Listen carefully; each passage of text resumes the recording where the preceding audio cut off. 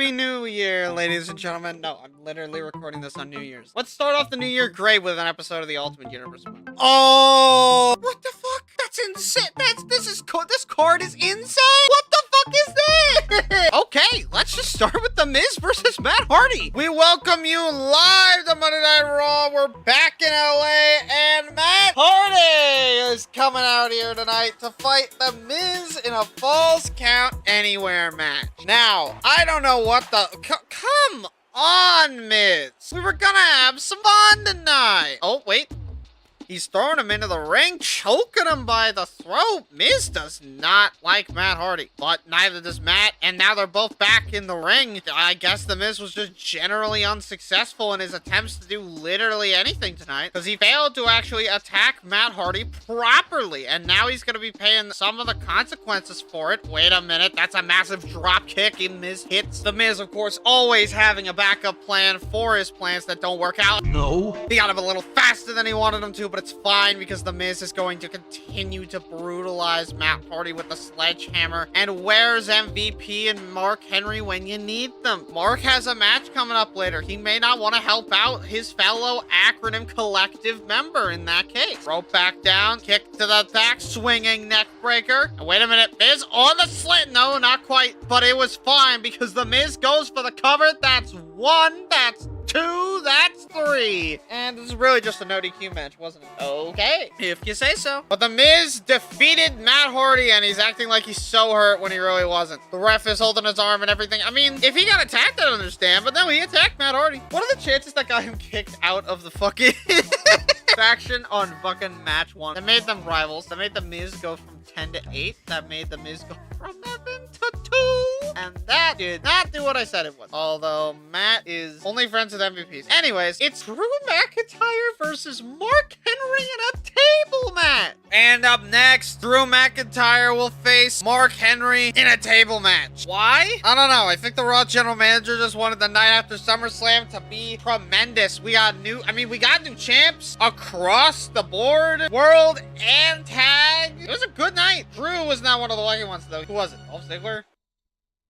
The game crashing? And then there's Drew McIntyre's opponent, Mark Henry. And Mark Henry is, of course, one half of the Unified Tag Champs, which means he comes out like this now. Don't worry, it's gonna happen with MVP too. Can we unify these titles? Can we get one belt on this? Can somebody start working on a design for that, please? Or we can just split the titles. That works too. And now, damn, okay, Mark Henry immediately shoving Drew McIntyre away from him like he doesn't matter. Which, hey, you can make the argument that he doesn't. Okay, Drew is immediately fighting back against that claim.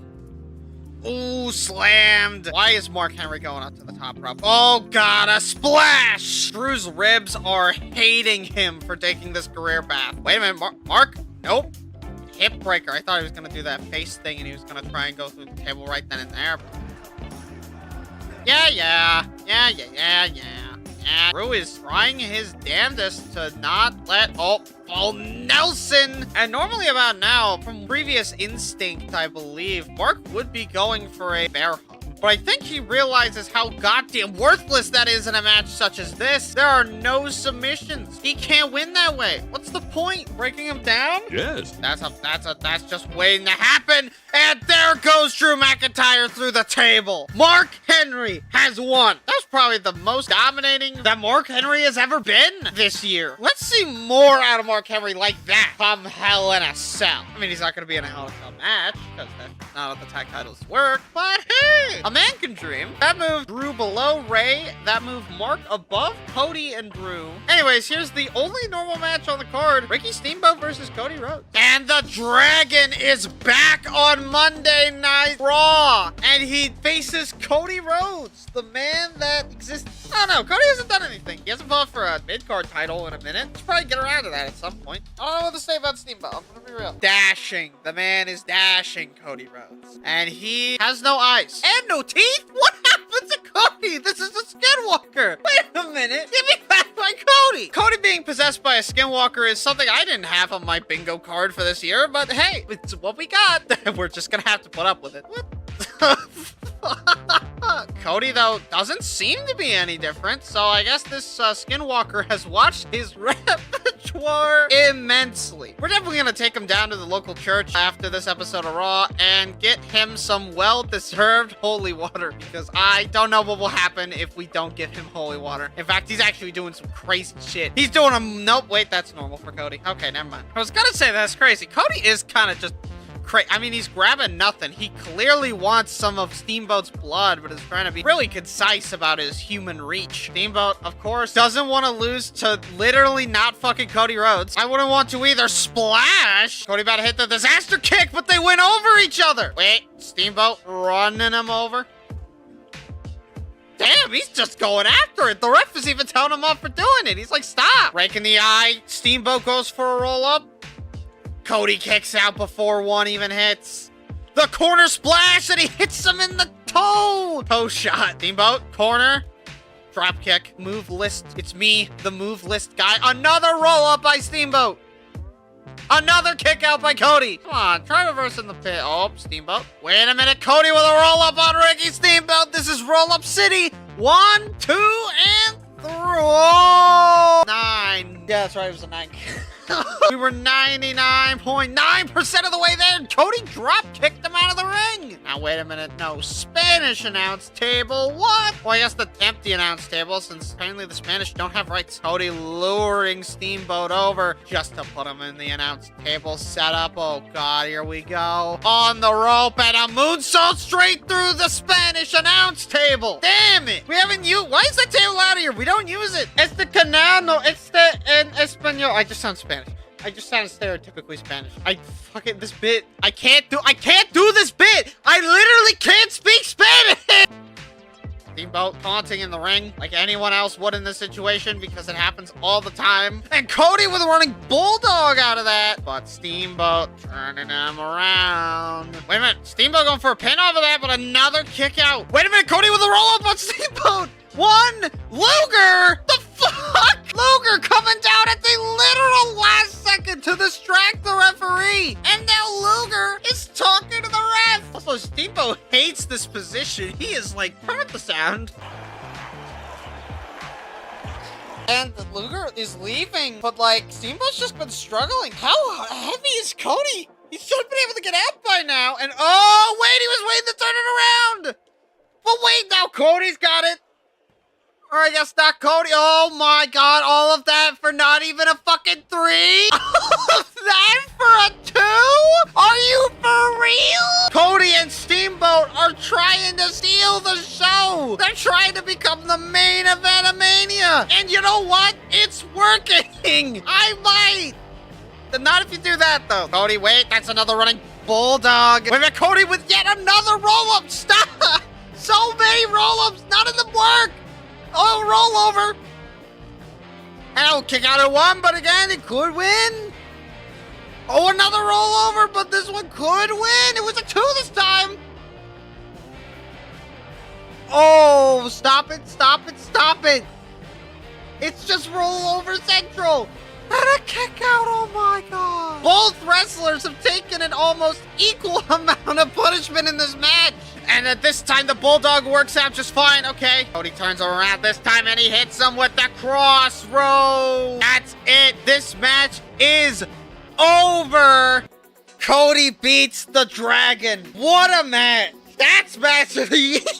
Like Zach Finley. That's match of the year. What the fuck? That was a David and Goliath victory. And that made Cody number 3. You know what? Good fucking job. And then there's Edge versus Punk in a steel cage match. What in the fucking fuck? And we are back live on Monday Night Raw. Edge is already in the ring, and Punk is coming out here tonight to decide who will face Shawn Michaels at Hell in a Cell inside a fucking nightmare. And CM Punk and Edge are now gonna fight #1 contenders somehow on the week after SummerSlam, because that is enough time to decide who's gonna fight who. I think the Raw general manager just doesn't want the new blood to get a shot at the titles, as there's a lot more stars on Raw that are able to go after the title, especially with Shawn winning the title from Edge at SummerSlam in his first solo match against him. The Raw general manager is probably fearful that the only thing holding these guys back from winning winning their titles is their lack of appearances. So he wants to keep what he has strong and keep those that are locked out still locked out. That's just what he wants to do. It's not a bold strategy for a Raw general manager to actively suppress his talent, but you know, I am making accusations here, so I could just be wrong. I don't know. I like making it inflammatory to Punk taking Edge into the damn cage. Trying out something new, going for an Edge-o-matic. Thank God it doesn't matter for the purposes of his thing. Wait a minute.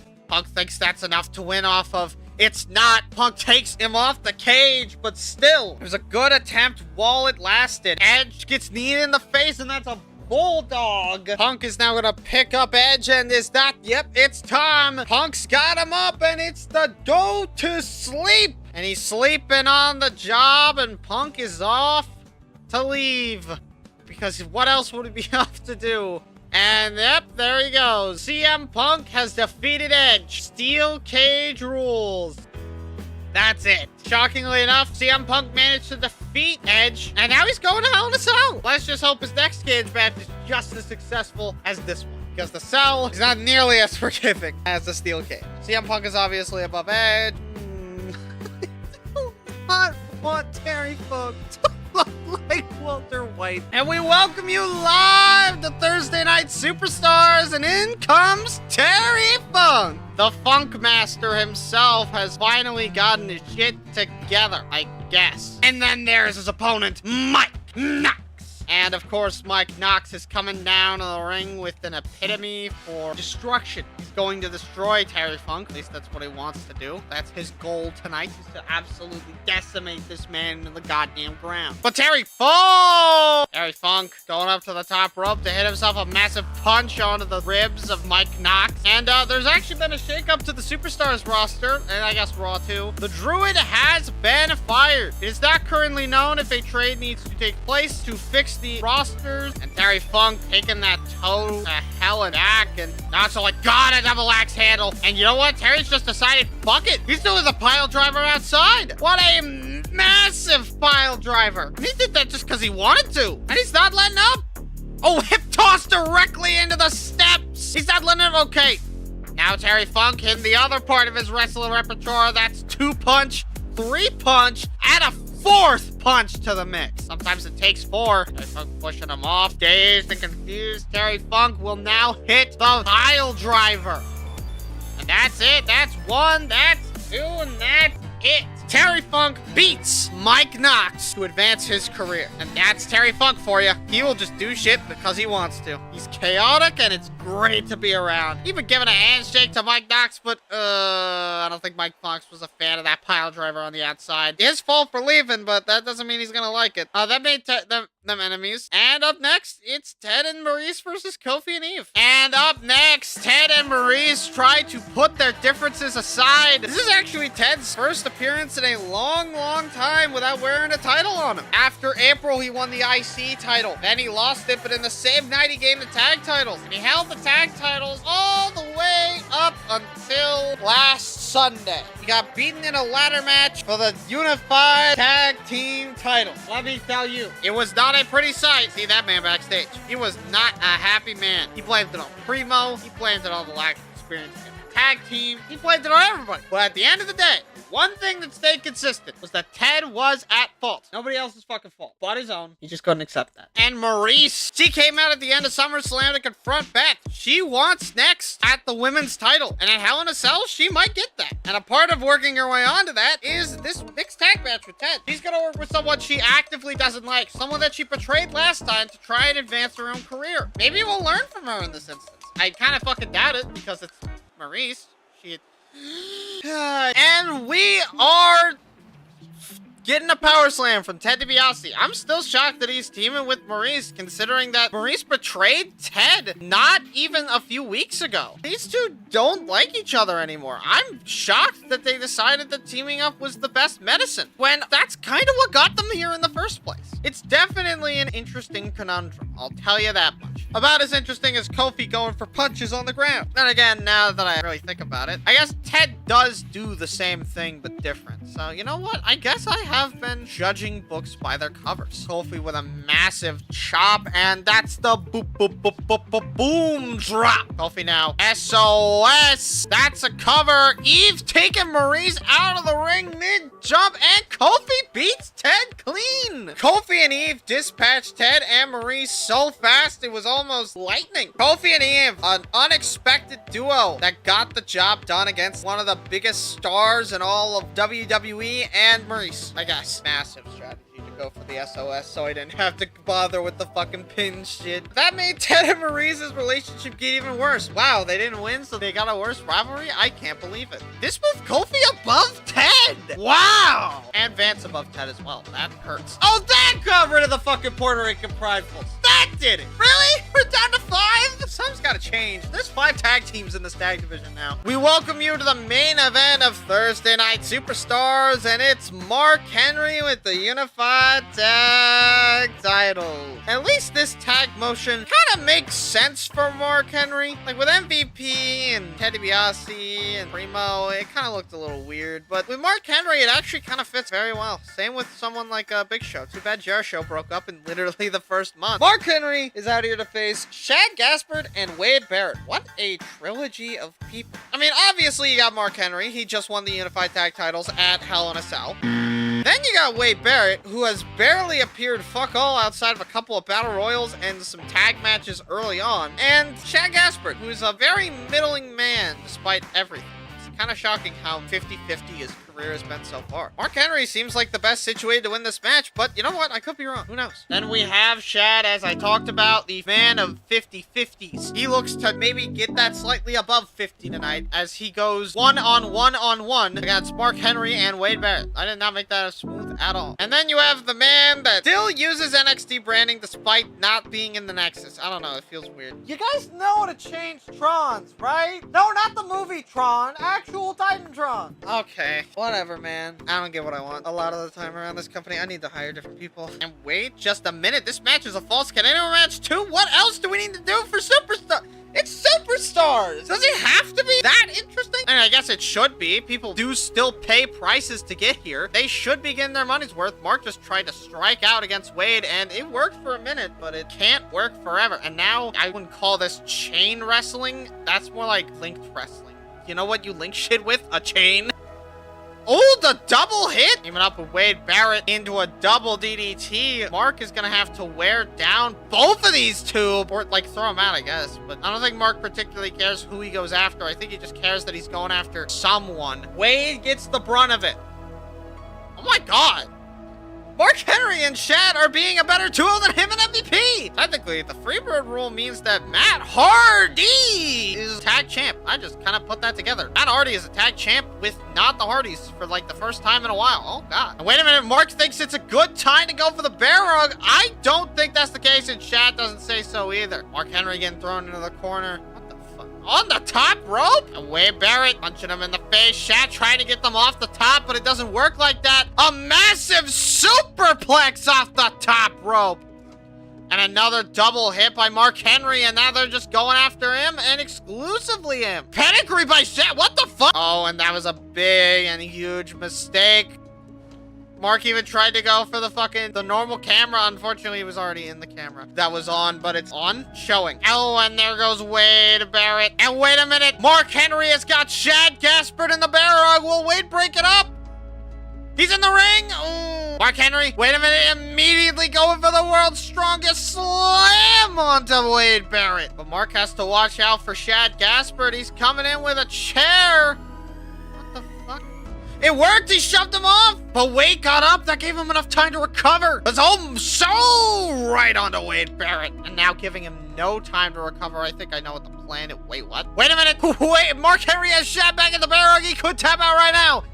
Unless Wade gets up, he taps! Shad taps! And that is how you win a match. A triple threat match, no less. Mark Henry showed total dominance in this match. He's on his way to becoming maybe a United States WWE champ as well. Only time will tell where this man ends up in a few years. I have a Primo in C tier. He's the IC champ. My sayings mean nothing. Anyway, SmackDown time. Take a Jericho. Really? Both world titles right before Hell in a Cell? Dude, give people time. Anyways, it's Zack Ryder versus Kofi Kingston. Oh, we're not doing the Skinwalker again. We welcome you live to Friday Night SmackDown in San Francisco, and Zack Ryder is back on SmackDown, and tonight he faces Kofi. These two have reliable matches. I think this is definitely gonna be a good opener to Friday Night SmackDown. I don't know about you. No, literally, I don't know about you. Look at my comment section. It's empty. Say something about yourself. Introduce yourself to the people. I want to know the people that sub to me that aren't my friends. Please. And then there's Kofi Kingston. Hello, Kofi Kingston. You're still sponsored by Germany. I don't think I brought that up last night, but he's still sponsored by the Germans. I really thought his contract would run out in August. How long did he sign for? Well, 6 months is September, so actually maybe he signed for 6 months. And then Kofi getting absolutely decked on by Zack Ryder. Oh, the trickle-down dot. The trickle-down dot. Zack Ryder kick to the midsection and a knee to the face. An interesting combo. About as interesting as his attire. I think everyone's still a little caught up on the one-leg tights. And if you're gonna go with that idea, the least you could do is not put on a knee pad. Like, I know I'm saying things I've already said before, but it has been quite a long time since I actually talked about it. So, you know, I think I'm allowed to repeat myself every once in a while. Commentary isn't unique every week. Michael Cole has a couple lines he can just say whenever he wants. Not that that's necessarily a good thing, but, you know, he has been in this business for quite a bit of time. That means well, that doesn't mean he should be allowed to, but that doesn't necessarily mean he's wrong for doing so either. Zack Ryder hitting that fucking move, the airborne, what the fuck? And Evan Bourne is coming out to help Kofi. We haven't seen this in quite a long time. And now just going after Evan Bourne. He's trying to make sure that Evan never interferes in one of his matches again. Zack was faster on the draw this time. Oh. How did he get to Evan? Oh, into the steps, but barely. Just sliding off the fabric. And Evan Bourne has had enough. He has realized that this is a futile effort. Backslash. And another Zack attack will get him in this match well and proper. That sounds like one of those lines from Just Bring It. Another Zack attack will get Zack Ryder back in this one proper. Should I just dub over every single fucking Just Bring It line? Is that an intermission video? Do you guys want that? You know what? 5 likes on this video and I'll dub over every commentary line in Just Bring It, or whichever game I'm actually thinking of. I don't fucking know. Zack Ryder hits the Zack attack, and we are on our way through SmackDown with Zack Ryder winning not the belt. This is not anything I would say here would reveal spoilers. That moved Evan above Kofi, so that actually benefited Evan Bourne. I find that to be I find that funny. I really do. Anyways, up next, it's an interesting match. And Finley's back. It only took him a minute. Finley has returned, this time wearing a yellow cloak. Golden? You're so golden. What could this mean? Well, I guess the luck of the Irish has turned green to gold. And then there's his opponent, Vance Archer. White? White. I wasn't expecting him to be wearing white tonight, but you know what? I like it. I think it looks fine on him. And Finley, Finley immediately getting beaten for trying to even stand up to Vance Archer. Finley, of course, known in this company at least for having won a match of the year candidate with Zack Ryder. There was a match on Raw that is also now in contention. We got 2 matches that are match of the years. Potential senton misses. Hold on, is he gonna go for a diving senton? That's an elbow drop. Okay. Finley, with that veterancy, he's able to predict the moves of his opponents rather well. Elbow to the face of Vance Archer, but he gets shoved off for trying to go for anything further. Finley not able to judge distances very well, apparently. Atomic drop! Finley is just going for strikes. He is trying to... Oh, Germany!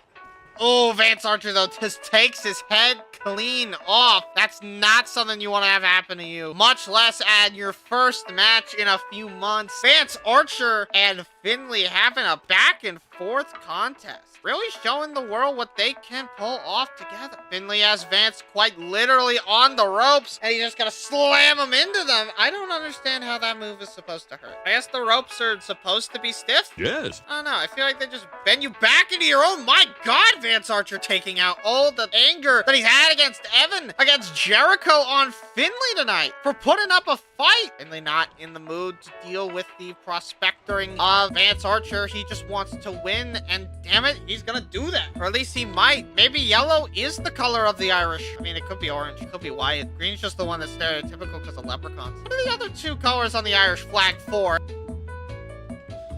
Finley going for a mix-up option, but it was calculated, apparently. But was this? Yeah, it was. But was this? Yes. But was this? Okay, finally. Fuck's sake. And Finley's spot on the fucking Sid. Oh my God. Wait a minute, Finley. Oh, Finley's just got him up on the outside. Finley's never been one to run from the fight. On. Can I get a fucking highlight reel for that? Oh, it was close. Close, but no dice for Finley on that assaulting maneuver, but it is still hurting. He's still not able to get up properly. He's getting hit with a 6. Count of 7 might do that. Finley, though. Count of 8, resetting the count. And a sit on the outside again. Finley baiting Vance back into the ring, picking him up. Yep. Down the driver. What a driver. And now Finley goes for the cover on Vance Archer. That is it. Finley beat Vance Archer. What is the scaling of Finley? Finley seems to have been training a little harder than usual. He's trying to get one more run in him. You know what? He may have it. They didn't introduce him in anything, but I like to think it moved him up like 10 slots. Stop giving me skinwalkers. Ted DiBiase and Big Show are continuing their legendary feud, as Ted DiBiase is now titleless. He lost the unified tag titles with Primo, I'm not joking, a week ago. And already, the Puerto Rican Pridefuls are gone. They're dead. Puerto Rico is gone. There is no more pride for Puerto Rico and Ted. He is out of respect, love, and admiration for Puerto Rico. They don't respect him, what he said. So he will not respect them. And that includes Primo. So they're done. Forever? Maybe not, but definitely for now. Big Show. And he is the World Heavyweight Champion. My, oh my, does that title look good on a man that just wraps it around his bicep and nothing else. Showing utmost respect to the World Heavyweight Championship, I assure you. I mean, it's better than everyone else just fucking wrapping it around their goddamn waist. You know, he actually holds the title. He makes it a part of his entrance, not just an accessory. I guess that is showing more respect to the World Heavyweight Championship now, isn't it? But this affair is a submission match. I think Big Show was going for a spear. What the fuck? I think Big Show was going for a spear there, but that doesn't matter. Ted DiBiase is just trying to take the man out. Big punch, but a power slam that Ted can't turn into a pin for once because it is not pin time. It is submission time. Big Show, what the fuck is Big Show doing? We know he's a little athletic, but okay, not going for anything too athletic anymore. Ted is kicking his ass. What the fuck? Okay, Big Show finally getting back in this one. And again, Big Show is just unbridled offense of Big Show. Oh my God, he's gone. Big Show, headbutt, miss. Big Show, headbutt, hits. Big Show. Okay, he didn't go for a headbutt that time. Big Show spear. Big Show, oh, knockout punch. He's gonna drag Ted DiBiase over to La La Land and put him in the camel clutch. Big Show's got it locked all the way in. Ted isn't really that good at submissions, is he? Yeah, that's right. The Big Show defeats Ted DiBiase. Starting off your non-title matches strong, Big Show with a win over Ted DiBiase. Tonight we'll actually prove who challenges you for the title. Up next, will it be Taker? Will it be Jericho? That moved Ted way down, and I mean like he's 6 now. Oh. Anyways, here's Taker versus Jericho, and we welcome you live to... Nope, wait, it's the last match of the show, and SmackDown is back. SmackDown is back down on the lowdown. That is exactly what the guy that came up with SmackDown Lowdown said about SmackDown, wasn't it? Taker is championshipless. He lost the World Heavyweight Championship at SummerSlam to the guy that was on last match. I can't fucking speak. Tonight, he tries to get his shot at his rematch clause, even though he should probably already have a rematch clause gated in his contract. But I guess if we're not defending the title every 30 days, then no rules for the championship matter at all. Now, do they? You know what? Yeah, none of the rules matter. That's what I remember. None of the rules fucking matter. And then you have his opponent, the man that's been trying to get a shot. He's been trying to prove that he deserves. What the fuck? Why orange? All right, you know what? Fine. Jericho is trying to say that he deserves a title shot against Big Show. I don't know why. He got a match at the Bash against Taker. Iron Man match. And he lost. He got a match against Big Show the night before on SmackDown in an Iron Man match. Even with Taker interfering on his side, you know what happened? He lost. This guy doesn't deserve shit. He's getting everything handed to him. And for what? And Big Show, now in black for some reason, is gonna watch. These are both of his rivals. He would definitely be interested to see them fight, as well as getting an opportunity to study them before the pay-per-view. But Jericho, oh wait, does he mean business? He might actually mean business. He stopped Taker from what is he doing? But he's slowing the pace down. Bursts of speed you don't expect. That's Jericho's strategy going into this match. Because Taker isn't a mix-up guy. He learned last night that if he tries to predict mix-ups, he gets fucked. A moonsault, lion salt. I don't remember which one it is right now. Oh, and Taker kicked him in the face. He could have done something about it if he really wanted to. Taker is the master of striking, though. You just don't strike him. He will get your ass. And, of course, Taker and Jericho aren't too far away from what you would think they are. Yeah, no shit, because they're people. What, are we trying to say that these people aren't complicated? Is that what we're doing here? Come on. You gotta have something better. Is Jericho going for a last ride on Taker? Okay, thank God Taker got out of that one. Taker needs to prove that he's not a pussy. Oh, we figured it out. Oh... He is! The power bomb! What the fuck? I didn't even know Jericho could do power bombs. Trying to go for DDTs as well. Jericho's trying to pull out all the stops to make sure that Taker goes down, and he might be failing. Wait, Taker going for a last ride against Jericho, but Jericho turns it into a DDT. This is Jericho's time to strike the beast while it's hot, and he go. Wait, he was ready for it. Oh, Taker turning that attempt at the walls of Jericho into a kick to the face. That's not what he did, but like, you know, that's what happened after the fact. My commentary really went downhill for the main event, didn't it? Ooh, Taker trying to throw him outside the ring. It doesn't work. Taker, wait a minute, this powerbomb got him a pin against the Big Show in that Iron Man match. Wait a minute, 1, 2. Oh, Taker waiting for Taker to get up. Oh my, what a veteran. And then he immediately goes up and and now he's just getting, okay, now he's just getting brutalized in the ring by fucking God. And the referee gets it. Okay, Jericho accidentally hit the referee, but Jericho's got a plan. The steel is gone. Jericho's got him set up on the chair. This could add a little bit of extra damage to this upcoming elbow drop. Never mind, it's an elbow. Wait a minute, Jericho going for a choke slam, but a DDT is what it turns into. And now Jericho just stomp it on the face, and the ref is really mad at Jericho. I would be too if he kicked me in the face. And Taker tried to heal his wounds. Time may heal all wounds, but Jericho doesn't heal his because he's still mad at everyone involved in the situation. These two both want a shot at Big Show. This is a situation where both of these men have personal and unsolvable beefs between Big Show and them and each other. And Jericho go for a massive power? What the fuck? Oh, what a kick out. What a kick out by Taker. Trying to try some pedigree by Jericho. Body getting thrown over. And now Taker is just getting time to analyze his wounds. The eye rakes by Jericho are really helping him out here. What the fuck is he doing? Oh my God. Wait, oh! This is Jericho's Hail Mary. The Hail Mary walls of Jericho. This is the only thing outside of the code breaker that he has yet to hit yet that could, oh, he's out of it. Jericho rolls to the outside of the ring, trying to catch his bearings. Wait, he's immediately going. The game actually didn't let me do anything. And that's a code breaker by Jericho, and Taker is bleeding. And that's gotta be it. There's no way the Taker kicks out. And yes, what a hard-fought battle for Chris Jericho. Somehow, some way, he figured out a way to beat Taker. What a match, and what a night for Jericho. Hell in a Cell will be his proving ground. In 3 weeks, we'll see another handicap match involving Edge with Luger. Only one normal match. Okay, game's making up for its bullshit. Let's start with Shad Gaspard versus Matt Hardy. We welcome you live to Monday Night Raw from Dallas, Texas, and it's Shad Gaspard. We don't really know what Shad's up to this time of year, but we do know... What? Okay, fucking skip the entrance. And we are back live on Monday Night Raw. Matt Hardy's entrance was benefited. Matt Hardy going for a leg drop immediately off rip, and somehow Shad just didn't get involved. The referee got hit in the leg with the kick and just with an... I can't fucking speak, apparently. That's the gimmick for today's episode of Monday Night Raw, is I cannot say anything on the matter. Music's down to 30. And Matt, what the fuck?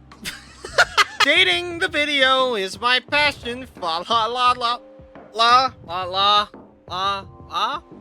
Matt Hardy going for a twist of fate, but it fails tremendously. Matt says, shut up. There it goes.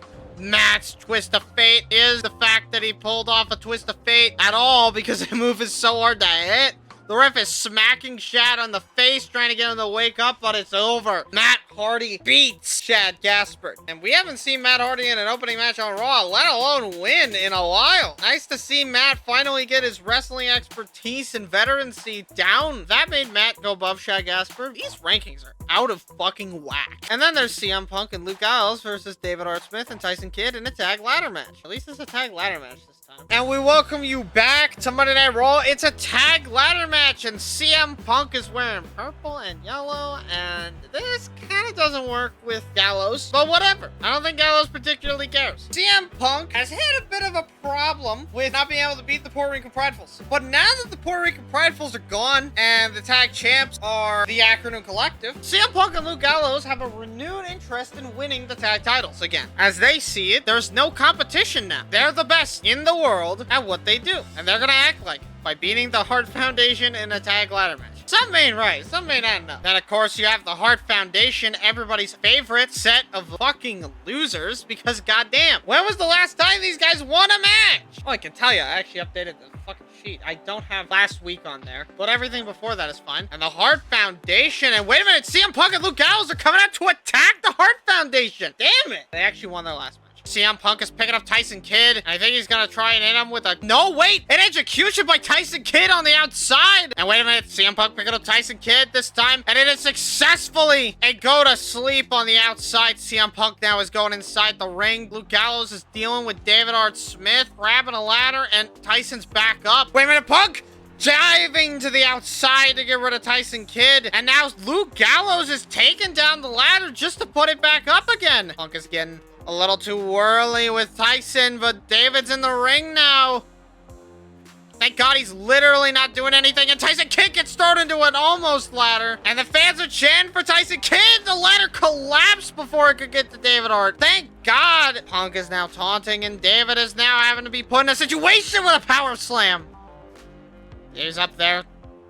CM Punk hitting a knee into a bulldog, and boom. And Tyson, wait a minute. Tyson gets hit with another go to sleep by CM Punk. Luke Gallows is bullying Tyson Kidd, and he's down. Luke Gallows accidentally hit Punk. Again, David, wait. Ooh, come on. Nothing hits anything. Punk has got to take things into his own hands at this point. Gallows has a ladder set up in the corner. Okay, Punk waited until David was down, and that was just enough time. He could have gone for it from the start. Punk has won the match. And thus, at SummerSlam, it will be the Straight Edge Society versus the Acronym Collective. That still hasn't broken up the Hart Foundation. Dude. You know what? Who's even allies? Oh, it's Brett. Oh, it's my fault then. British is still allies with everyone? David is allies with everyone but Tyson. Do they have to be in matches with everyone to get to that point? Well, if you can't account for Plan A, you might as well get a Plan B. Anyways, it's Rey Mysterio versus Ezekiel Jackson in the tables. What the fuck is this? We're back live on Monday Night Raw, and it's Rey and Jackson. And apparently this is the feud we've gone with on Monday Night Raw, and it's a tables match. I don't mean to be rude, but I think it's Violent Universe mode, so I can say this. What a fall off. He was the WWE champion at the start of the fucking year. And now he's fighting Jackson in the third match of Raw in a tables match. Obviously, I think Ray still has a lot in him, but we're definitely at a low point right now. And then there's his opponent, Ezekiel Jackson. Do you think Jackson will make... Oh, is he not gonna attack Ray? I could have sworn he would. Jackson finally fighting fair in this tables match. Maybe because it's a tables match, and he knows that he'll win via destruction anyway. Rey Mysterio immediately starting out this match by just hitting Jackson with a flurry of strikes, but of course, it doesn't work out how he wanted to. Wait, Jackson swing. That doesn't look right on Ezekiel Jackson. Jackson, oh my goodness, he's trying to rip Rey Mysterio, and that sounded like one of my early commentary lines. He's trying to rip Rey in half. He's trying to rip and tear like the Doomslayer. Oh, right over the table. And now with a giant frog splash onto the outside.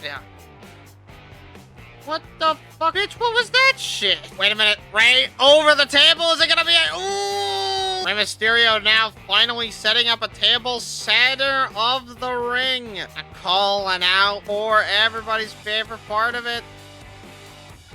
What was that? What was that fake out bullshit? What the fuck? And Rey Mysterio, wait a minute, setting him up directly in the center of the ring. Wait a minute. Frog splash through the table, but Jackson moved out of the way at the last second. And now Rey Mysterio's in dire straits in this one, getting his back absolutely broken. Rey Mysterio, wait a minute though, not going down for nope.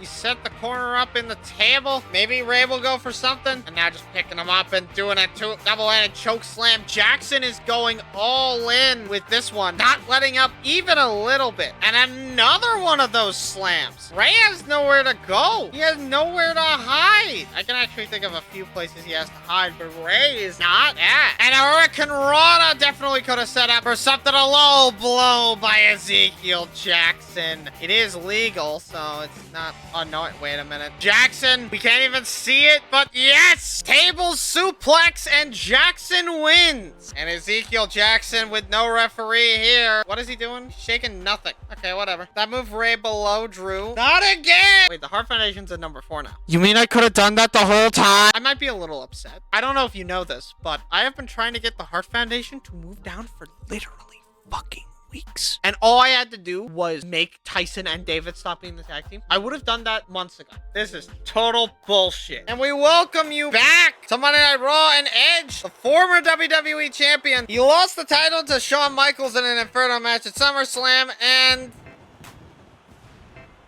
then he lost the steel cage match with CM Punk. Now he's kind of at a loss. What is he gonna do? And the Raw general manager has not made things easier for him. Edge will face Triple H and Lex Luger in a 1-on-2 handicap match. You figured that this would be Punk, since Luger did attack Punk and the first Raw ever. But whatever. And then there's a game.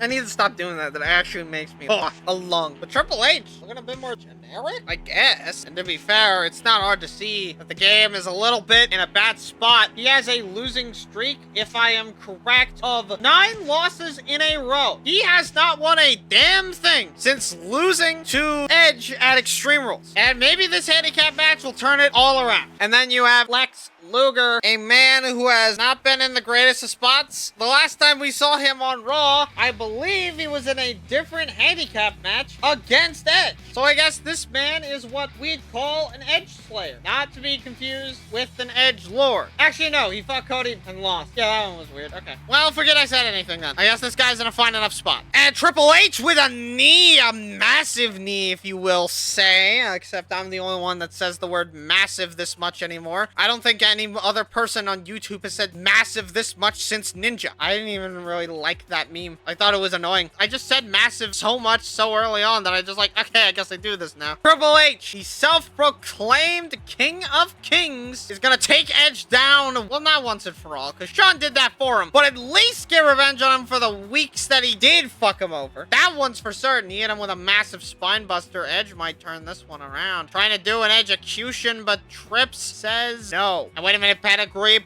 Triple H going for a pedigree? No. Edge going for another execution, but Trips is too crafty. Triple H now tagging in Lex Luger. What the fuck? Oh, Luger cleaning house with Triple H tonight. To him, that's a flip over.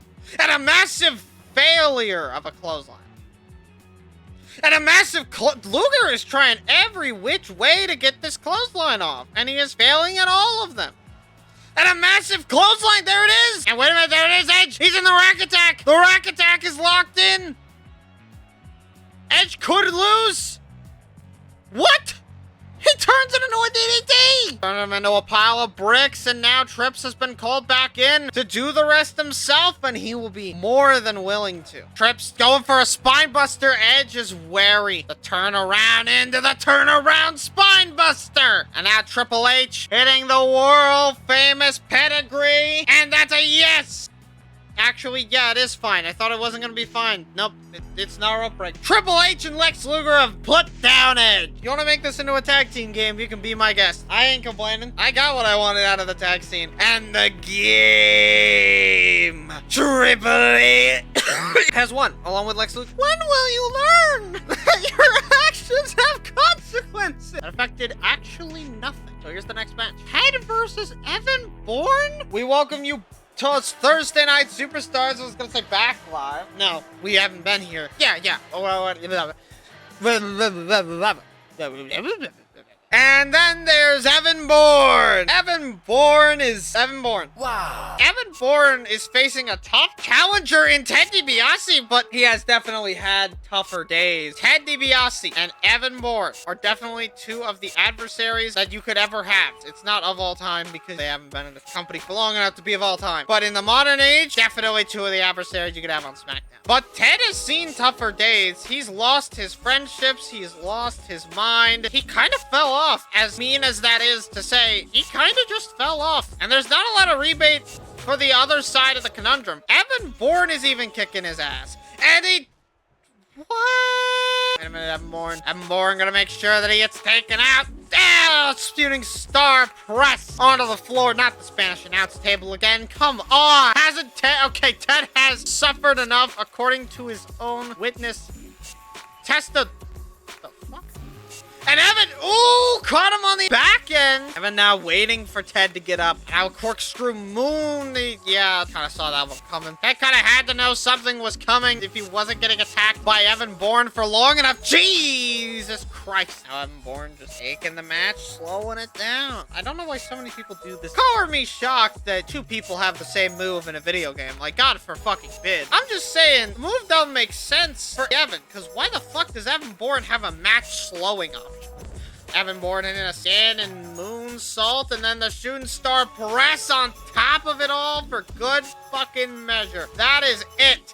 Evan wins against Ted. Evan Bourne beating Ted is not something I had on my list, honestly. When I started out WWE, I kind of thought that Ted would rise and rise and rise, but no, Ted seems to have fallen off. I don't know why. That moved Evan above Kofi, and that moved Santino below Ted. Anyways, here's this. Up next on Superstars, we have everybody's favorite Mike Knox. And he is ready to burn the house down in a massive triple threat featuring Terry Funk and the Gold Standard. As I just said, the gold standard is on Superstars. I'm still shocked that Shelton Benjamin is on Superstars still. I would have thought he would have made it to the big leagues by now, but apparently he hasn't. And I don't know why. We'll talk about that later. And then there's his opponent, Terry Funk. This man beat Mike Knox, if I believe, last week. He's been in a better shape, but he's not too bad, all things considered. That pile driver on the outside last week was beautiful. Let's see if he'll do it again. And Shelton, no. What was that? And wait a minute, Shelton, old German on the Terry Funk. The reaction time Shelton had to have on that one must have been immense. Oh, Terry Funk hitting a very smooth and fluid DD. What the fuck? Just slamming his leg into the ground, but how did he get down there so fast? Terry Funk and Sheldon now going after everybody's favorite, Mike. No, apparently not. Terry Funk is gonna attack everybody equally all the time. It's a bold strategy until you realize that, what the fuck is happening to this guy? It's a bold strategy until you realize that most of the people in these matches work with their opponents to get the job done faster, and that's why they win, I suppose. Oh my god, this guy is just going off. Sheldon is an absolute fucking Viking machine out here. He's just absolutely trampling everybody. T-bone. Oh my lordy lord. T-bone suplex to Mike Knox. The play of the day. Running against the ropes. What the? Dude, if Mike Knox gets up because all that happened, I'm gonna be so pissed. Okay, Sheldon Benjamin beats Mike Knox and Terry Funk with just enough taunting to where he could win regardless of Mike Knox getting up. Sheldon Benjamin beats Terry Funk and Mike Knox and is going nowhere. Because it's Superstars. That made Mike Knox and Terry Funk enemies. And then for our main event of Thursday Night Superstars, we have the British Bulldog. I'm sorry, what in the Samuel L. Fuck? His boots and his knee pads? Can we get a back can we get a look at... Oh my god, he replaced the red and the British flag with pink to represent the Hart Foundation. That is fucking despicable. But you know what? It kind of looks nice. And then there's his opponent, Jake the Snake Roberts, finally being put in a match against The Rock. David is rolling in his grave right now that he's not in this match. Jake and Rock are both in it, and David is nowhere to be found. In fact, he wasn't even asked to be here tonight. I think that's why. Because he would have been so pissed if he knew. I'm sure he's calling the Superstar General Manager as we speak. And then you have Stone Cold Steve Austin. This man hasn't appeared in quite a minute. It's nice to see him back on SmackDown. This time not sporting... No, he's sporting a shoulder injury. I swear, every time I see him, he comes out with a different kind of injury. It's either on his shoulder or his head. And then there's all of their opponents. Rob Van Dam. A little off, but it was nice. And whoa, White Dragon Blue Tongue?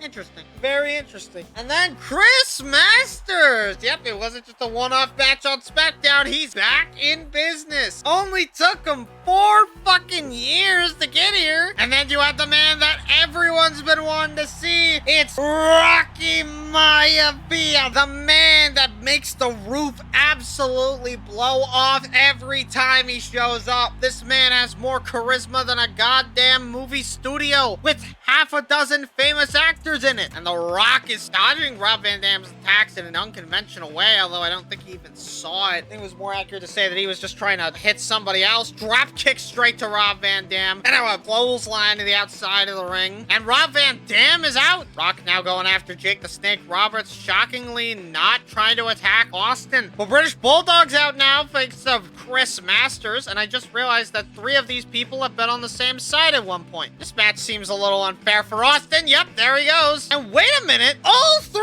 superstars are teaming up on Austin. What the hell? What did Austin do to you 3? Oh no, and Rock telling him to take it on. Him and Chris Masters are trying to... Nope, wait, never mind. Rock and Roberts working together. Except, wait a minute. Punch off. Clothesline. Wait, Rock's on the outside now. Chris Masters could eliminate him really easily right here. But no, he doesn't get a chance to. Rock is still in this one. Oh, wait the damn minute. Wait. Jake has both stars on the ropes. Rock is gonna go for the elimination, but Masters taking it upon himself to get out of harm's way. Letting Masters take the reins on this one so that he can inevitably help out. Is this the only way these 2 are gonna get him out? Either way, he gets him out. It's down to Rock and Masters. Wait a minute, Chris Masters has got Rock on the ropes. Rock's in, and he's got Masters on the ropes too. But Masters doesn't die. Chop, just sending Masters down for more. He's got him on the ropes again, and this time Masters is the one that has him on the ropes. But this time Rock gets the same reaction, pushing him into the ropes. Neck breaker? Thought he was gonna try and send him out of the ring, but I guess not. Sending him away from the ropes? Wait a minute, Rock. That was not it. Apparently, Masters just said no to that. Masters is still not staying down. Rock is gonna try and make sure that he does. Rock and Masters are having a match. Oh, what the hell? Rock, oh no, oh wait, Masters messed up. And these 2 are just going back and forth. They're treating it like it's Rumble. Punch straight to the face. knocking him out of the ring with a clothesline. Is this it for Masters? Oh, that's big. That's meaty. He's out. The Rock beats Masters. And The Rock, damaged, dazed, yet victorious against 5 other SmackDown superstars. That moved The Rock into the IC title? Oh, I didn't think this would happen for a while. What the fuck? Oh, hell no. From Archer to Taker? What is Vance Archer to Taker? Oh my god. And it's a triple threat match for the IC title. Oh. Up first on SmackDown in San Antonio, Zack Ryder is getting another #1 contenders match for the IC title. He was there last month to stop Ted. And now this time, instead of Ted, with Evan Kofi, it's one of Kofi's boys, Evan Bourne. That's right. It's Airborne versus Zack Ryder. That's what this match is. Kofi Kingston, of course, with his German sponsorship and his story. They're at SummerSlam. Kofi Kingston beat nothing because Primo attacked him before the match. Quickest match at SummerSlam. Kofi is upset. He wants a run back. And damn it, if I'm to say no. But Evan Bourne, he just beat Ted last night on Superstars. And now he looks like he's going to pull back-to-back wins to go fight Primo at Hell in a Cell. I'm shocked. I don't even think Primo's ready for Evan. He was ready for Kofi. He was even ready for Ted. He was ready for Zack. He'd beaten Zack before at Night of Champions. But Evan is a new beast entirely. Primo and Ted never fought Evan and Kofi. Primo's fought Kofi. That match at Hell in a Cell is going to be one for the ages. And Evan started with a double RKO. Oh, but Kofi immediately going after Evan. He wants to make it clear he's not working with anybody this time. Evan was planning to do the same thing Kofi did to him. And Evan even still takes advantage of his tag partner, but these two are not going to be happy campers going into Hell in a Cell. He got punched out of the air, sending him in with a basement drop kick. Baseball drop kick would probably just be a sliding kick, which I guess that technically is. But Evan with a massive kick, saving Kofi, but then immediately getting hit. And Kofi, Evan knows exactly what to do. Slow the pace of the match down. Teach Kofi a lesson. Say, hey, you're not gonna get anywhere by going this fast, all right? You're not as fly as me. Get it? Because he's a high flyer, so it's a double entendre. Why do I make these jokes so often? Genuinely. What the fuck? Kick up, and that's Kofi with a... Kofi? What? And Evan with a shooting star moonsault. Vance Archer! What the fuck? And he's after Kofi Kingston? Oh my god, he's actually hitting him with a move! And Evan's doing nothing about it! He's gonna use this opportunity to fight Zack! Wait a minute! Vance is after him now. And wait a minute, Vance Archer trying to take Evan down a peg, but it just ain't working. And Evan going up top and a corkscrew moonsault to Vance Archer. He is not playing. He will not let Vance ruin this for him. He's even hitting him with the kick. Wait a minute, Kofi with the kick through the chair onto Evan, not realizing what is actually happening. But Vance left anyways. Oh, and he kicked him out. That's a moonsault by Evan Bourne. And everyone's chanting for Ryder. Oh, wait, Evan's off the rope. Evan sees this as the perfect time. Kofi is just standing there. He's still shocked that even happened. And Kofi could not get in the ring fast enough to secure Evan not getting the fall. So Evan is your #1 contender for the Intercontinental Championship. That was a really long-winded sentence. Zack and Kofi are now enemies. Evan is now above Zack in the world title scene. Obviously, Evan's above them. Up next, it is Maurice versus Beth Phoenix. And we are back on Friday Night SmackDown. And Maurice is back out here tonight, and she is so far after fucking women's championship, it's not even funny. She wants to win that title, and tonight she even gets a match against Beth, but I don't know how successful it's gonna be. I mean, she clearly wants the title. She did the fucking hands over the waist motion at SummerSlam, so she wants that shit badly, and she's gonna do anything to get it, except apparently attack Beth Phoenix, or maybe she will, who knows. Speaking of Beth Phoenix, we got ourselves a women's... What? Red and purple? You can't... I think the only problem I have with this attire design is that the purple isn't really well visible, but, well, also you missed a spot. But again, I can't complain about the color red, and purple's good too, so. Beth Phoenix immediately trying to shoot Maurice in the foot, apparently. What? She's shooting herself in the foot twice! Beth is a striking machine! Maurice! Yes.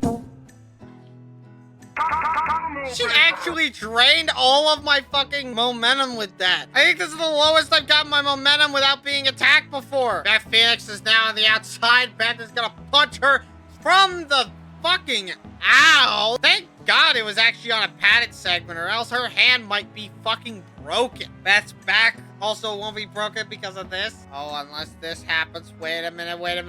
Thank God.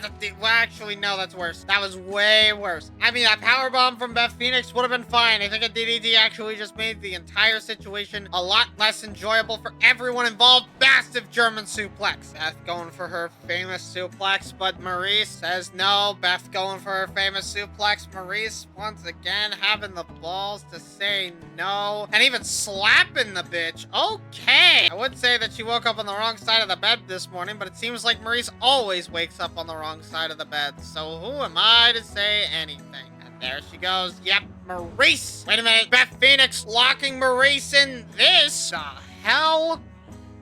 She's locked all the way in.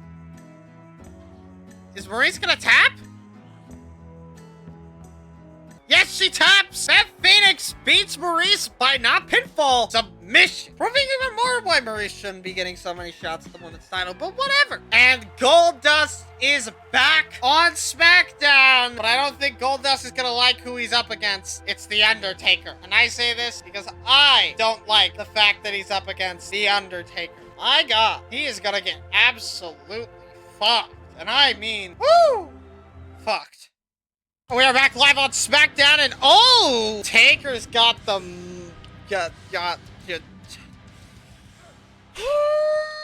If only I had the English language at my disposal to help me out with this video, because I need a fucking dictionary! Taker with the throat over his hand, and that is the choke slam. Taker trying to give Goldust his last ride, but he shucks him. Taker going for the last ride again, but he this time flubs him. And Goldust is putting up much more of a fight than Taker expected, but it's not gonna get him any world titles. He's not gonna beat Big Show with that. In fact, Taker is just kind of letting him get in on this one because he feels like it. And wait a minute, that's another setup for a choke slam by the dead man. And wait a minute, Taker going for the tombstone pile driver.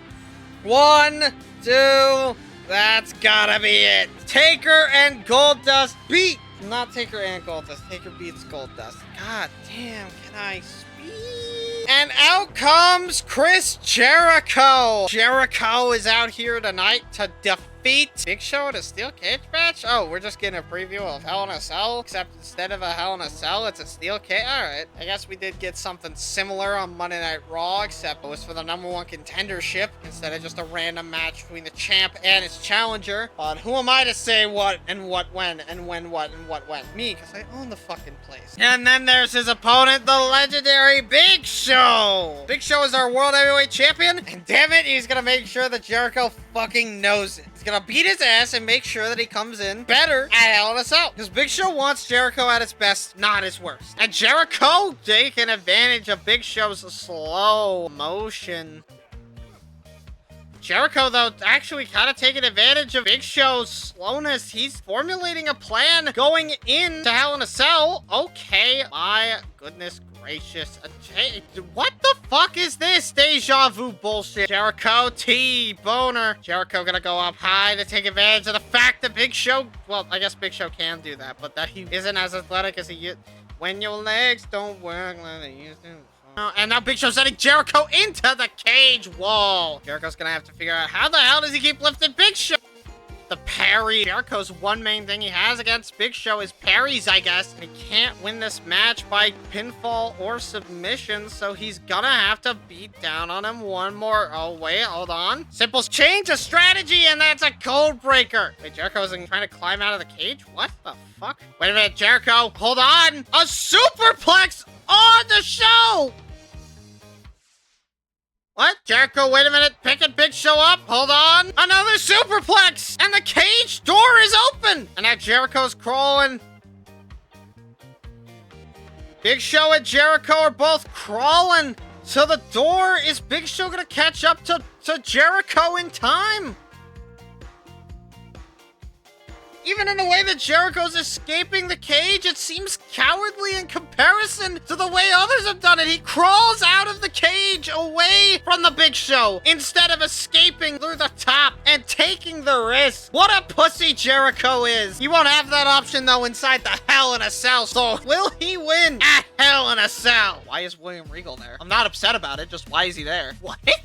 What? What is this match? No, genuinely, what the fuck is this? Whatever, man. Anyways, Ray versus Batista with William Regal. We welcome you live to Monday Night Raw, and Rey Mysterio is opening the show. Apparently getting beat by Ezekiel Jackson means that you get to fight fucking Batista on Raw in the opener the next week. Doesn't make any fucking sense. Whatever. It doesn't really matter if I'm being completely honest. Rey Mysterio is gonna beat the shit out of Batista.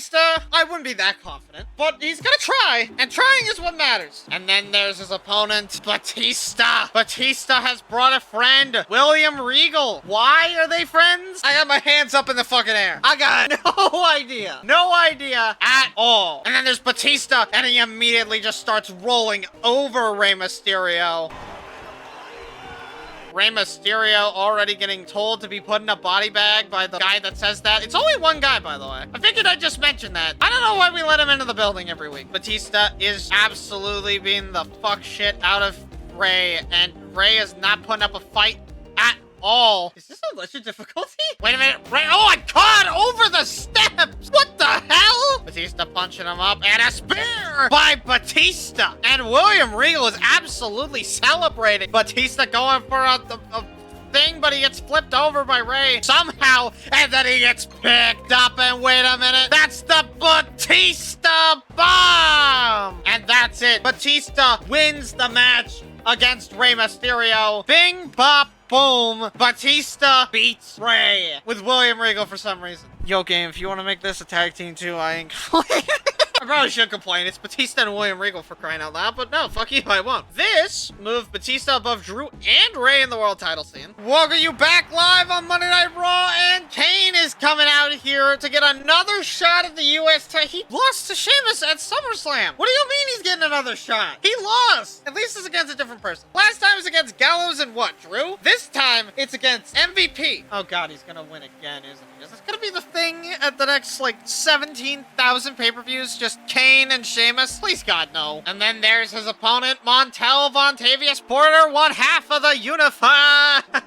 Tag Team Champions. I told you he was gonna come out like this. I told you. It was inevitable. I could just change these. If I don't like them, I could just change them. Shut your fucking mouth! And wait a minute, The Miz wasn't invited to this #1 Contenders match, but apparently he's gonna watch anyway. The Miz, of course, obviously wanting next dibs, and MVP is already having an uphill battle to fight against Kane. This man has been shown to be an absolute monster in the ring when needed, and Kane throwing him out of the ring, looking to send a message with a steel chair. And wait a minute, Mark Henry! And wait a minute, a sidewalk slam! Oh, but Kane's not done. Oh god, it's a choke slam! Choke slam to Mark Henry! And MVP had a sledgehammer, I saw it, but didn't work out quite how he wanted it to. And now another chair by Kane. Oh, Mark Henry on the back end of that one, and he's gone. Oh, but MVP managed to hit Kane with the chair. Wait a minute, Kane. We saw this last match. Oh, on the steps this time. And now he's calling for the choke slam. Oh, God. It's so over for MVP. Wait a minute. Oh! But Kane doesn't care if he's bleeding. He's gonna make it worse. Overwhelming offense for Kane here tonight. And that's a massive sidewalk slam. Going for a choke slam, but MVP turns it into a DDT. Now they're on the concrete, but MVP said no to that. MVP elbow. And Kane caught him. And that's a choke slam almost on the concrete. And that is it. Count it. 1, 2, 3. Kane beats MVP to become the #1 contender for the US title. Oh my god. Even in a one-on-one Falls Count Anywhere match, Kane managed to brutalize 2 people tonight. Life, finds a way. How is Sheamus gonna stop him this time? He seems even more unstoppable the last time. Goddamn. Miz went up from that just because he showed up. Kane is still number 10, though. MVP is now at 6. Mark benefited from that loss. Kane and MVP are now enemies. I understand why. Anyways, it's Jimmy Snuka versus Sheamus. And up next, Jimmy McSuperfly Snuka. Froze the game. Alright, whatever. And Jimmy Superfly Snuka is back out here. He's just out here. And, you know, he's fighting Jimmy. No, he's fighting Sheamus. Getting a shot at the U.S. title, U.S. champion is a good thing, but winning would be even better. Let's see if he can do it. And then there's his opponent, Sheamus, keeping up the idea that he is the winner. What the fuck? I just want to say before I get into the match proper, the game crashed so hard that the trophy data corrupted, and it had to reinstall the trophies for the game. I think that's the funniest thing that's happened in this entire Ultimate Universe mode. And Sheamus, what the fuck? Sheamus is now attacking Justin Gabriel? No, that's next match. He's up next. But Sheamus has a problem at Hell in a Cell, which is Kane. Jimmy Snuka is not an appropriate challenge for that. Sheamus is gonna get fucked up at Hell in a Cell. I honestly kind of hope that one's a Hell in a Cell match. It won't be. I know how these general managers operate. They only give the gimmick of a show to the top guy, the main eventers, which doesn't include tag teams, because tag teams aren't important at all. Sheamus climbed up to the top rope for some reason. What the fuck is that shit? And wait a minute, go for the Irish Curse backbreaker, but launching a little too close to the throat. Jimmy doesn't like that. Now he's getting body slams. Going again for that backbreaker, but it does not work out how you think it would. Oh, over that. The hills, they have eyes. Irish Curse backbreaker to Jimmy Snuka. Wade Barrett. Wait, what the hell is Wade Barrett doing out here? And wait a minute, Sheamus set up directly in the corner. And Sheamus picking up. Again, go for the Irish Curse backbreaker, but Sheamus says, nuh-uh. And that's an Irish Curse backbreaker to Jimmy Snuka. And that's a big bro kick. Yeah, that's it. Okay, the match is over. I'm not gonna lie, the only reason I did that is because I genuinely thought Wade was gonna break up the UK. Apparently not. And Sheamus has beaten Jimmy Snuka twice, technically. Anyways, it's Sheamus and Justin Gabriel versus Drew McIntyre, John Cena, and Edge. And we welcome you to the main event of Monday Night Raw, and Shawn Michaels, our WWE champion. I'm not doing this today. The next day. And we're back on Monday Night Raw, and Shawn Michaels is out here tonight in a 2-on-3 handicap match. This is new. We haven't seen this ever. Well, probably not ever, but in a long, long time. But tonight is not very good for our Monday Night Raw participants, as they'll be facing Drew McIntyre, John Cena, and the former WWE champion, Edge. Oh my god, if that ain't a star-studded lineup. And Cena's getting another chance to beat a WWE champion. This man is proving himself more and more by the day. And Michaels kind of still has to prove himself as WWE champion, in all honesty. He's not out of his own neck of the woods just yet. But his tag team partner is a bit of a tag whore, Justin Gabriel. Ever since the Nexus split up, he's been going back and forth between different tag partners. Mike Knox, Shelton Benjamin, and now Shawn, the WWE champion. It seems he just can't find a good tag partner to be with, and he really wants to head back after those tag titles. But maybe Shawn will be it. Maybe Justin finally found the one. But he's gonna have tough competition if he wants to prove that, and a part of that competition is none other than Drew McIntyre. And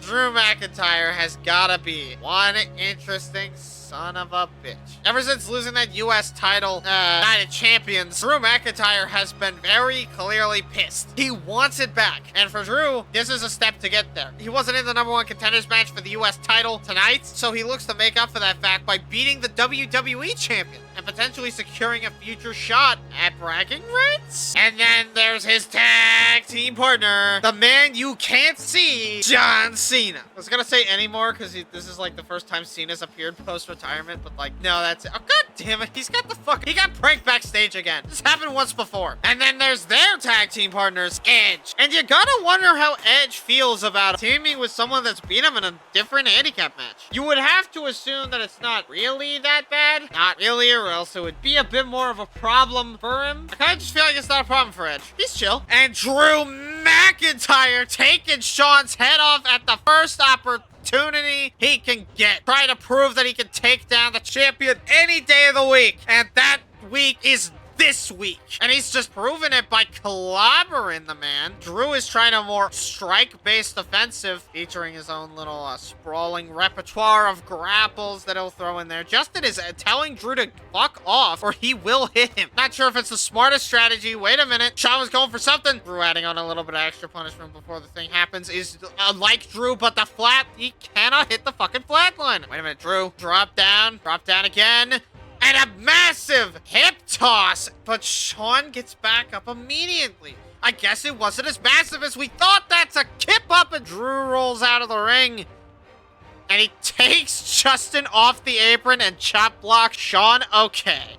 Wait a minute, Sean kipped up, but mid-knee he kipped up. The ref got hit by that punch. Now trying to make Justin pay. And wait a minute, he's going for the future shock on Justin? What the hell is Drew thinking? And wait a minute, he does it again, and this time he's successful. Future shock onto Justin. And now tagging in Cena. Justin has seen better days. He'll be out of commission for the next few seconds. And Cena, I just noticed wearing this new pink and white attire. I like it. It's not quite Breast Cancer Awareness Month, so I'm not going to say that it is that. But hey, why should we limit our awareness of something to just 1 month? I'm gonna check for breast cancer.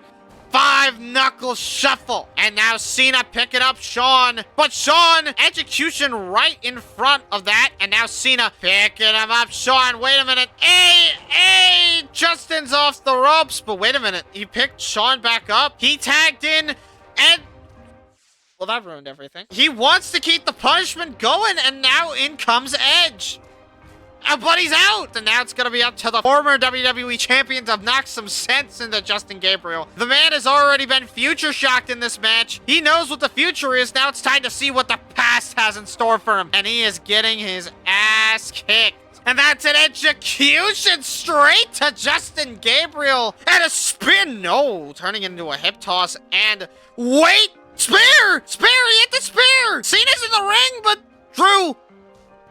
and it works! Cena and Drew took Sean off the apron, and McIntyre, Cena, and Edge all beat Sean and Justin Gabriel. That took a minute. No, literally. It took 10 minutes to do that. What the fuck? And the McIntyre and the Cena, that's Edge. Fuck, they all won against the WWE champion. But none of them pinned the world champ, which makes this loss a little less functional. I'm waiting for it to make something out of nothing. Sean and Drew are now worse enemies. Let's move on to Superstars. Michelle versus Brie, and Matt versus Charlotte. This sucks. And welcome to Thursday Night Superstars, and up first is Mike Knox, and he is gonna try again in a triple threat match. He's been the triple threat technician these last few weeks, and generally has been in all of them with Terry Funk and usually Justin Gabriel or something. Chad Gaspard. Tonight though, Lex Luger's added to the mix, and then coming Luger, Lex Luger, wearing that classic white, yellow, and black.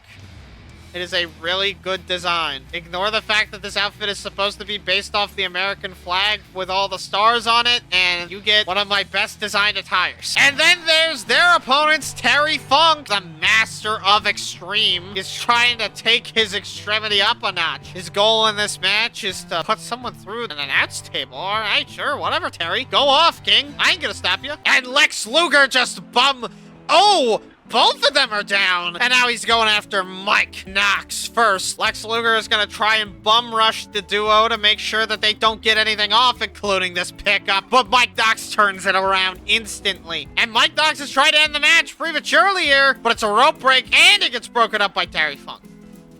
What the fuck? What the fuck? Why is there just a red spot on the back of Terry Funk? That's blood. He's bleeding. God damn it. And that was a match. What the fuck? I mean, I'll take it. Oh, wait! What a maneuver! Luger really showing his dominance over this, too. What the fuck was that? Biggest boot.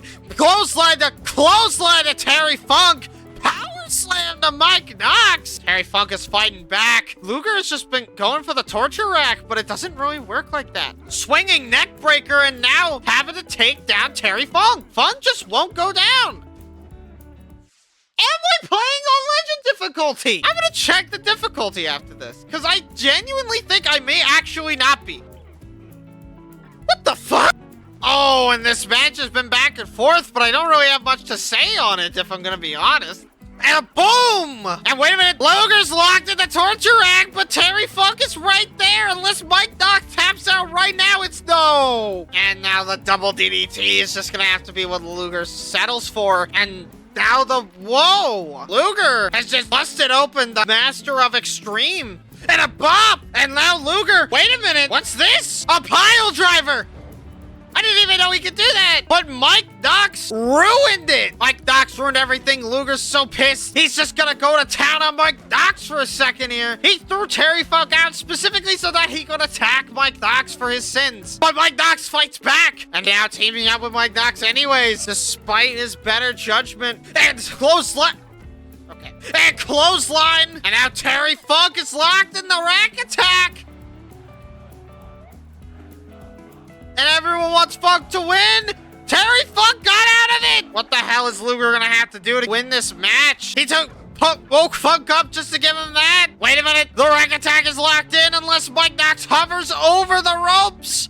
Luger's got him locked in tight. And Mike Knox taps out. Terry Funk, obviously a little bit more submission expertise than Luger thought, but Luger still wins at the end of the day. And now even shaking the hands of Terry Funk, but him not getting pinned or submitted means that Terry Funk walks away this time. That's upsetting, but it's always upsetting when this happens. This always happens. Mike Knox and Terry Funk are enemies. And then it's Michelle versus Brie. Fuck. Can I just skip this one? You know what? I am. Oh yeah, by the way, yeah, no, it is on Legend difficulty. It's just being a cuck about it. Anyways, it's Matt Hardy versus Chavo because this is what we want to see on Superstars. We welcome you back to Thursday Night Superstars, and in our main event, we got Matt Hardy. Man, ever since he joined I just realized he joined the Acronym Collective and he doesn't have on the fit composition that they do at all. I guess he just hasn't felt like he needed to fit in quite yet with his attire designs, but maybe he'll fix that soon enough. Maybe after they win at Hell in a Cell. Who knows? And then you have his opponent, Chavo Guerrero. This man has appeared only a handful of times in the past few months, and this is now one of them. The main event of Superstars. It's better than not the main event of anything. And Matt Hardy with a massive clothesline. Talking about the history between these two, they have been in the company for a decently long amount of time each. Matt Hardy has been here since the 90s, and Chavo joined up with the merger of AWA, actually. And Chavo Guerrero is... I was literally just talking about the veterancy. Why did I move off topic? Matt has been here since 90... No, wait, we already talked about Matt.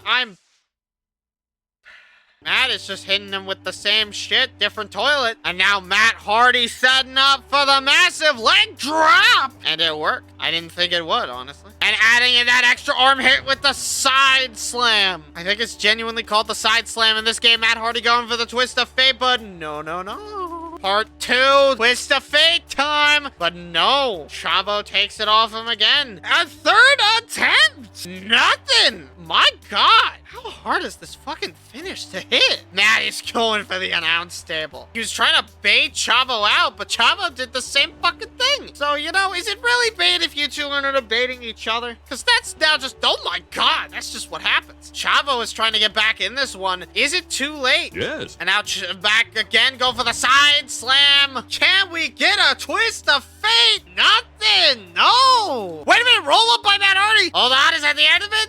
His foot is in the ropes. This should... Oh, come on. And he got rid of my finish, you fucking asshole. Matt is trying everything. And a bulldog is... Wait, landside? What the fuck? Chavo gets hit with another side slam, but is that gonna cause him to get hit with this fucking twist of fate? Yes. And bop. And Matt Hardy goes for the pin, barely out of the way of Chavo being in the ropes, and winner, chicken fucking dinner. I've never said that before. Why did I say that now? Matt beats Chavo, and it took so many attempts, but whatever. At least we're off of Superstars. Matt went above Drew because of that. The Rock Primo, okay? Big Show David? What the fuck? It is Friday Night SmackDown, and The Rock is out here tonight. Last week, he officially entered the top 10 wrestlers on the brand, and tonight he claims to take his spot for good by beating the Intercontinental Champion one-on-one? Hell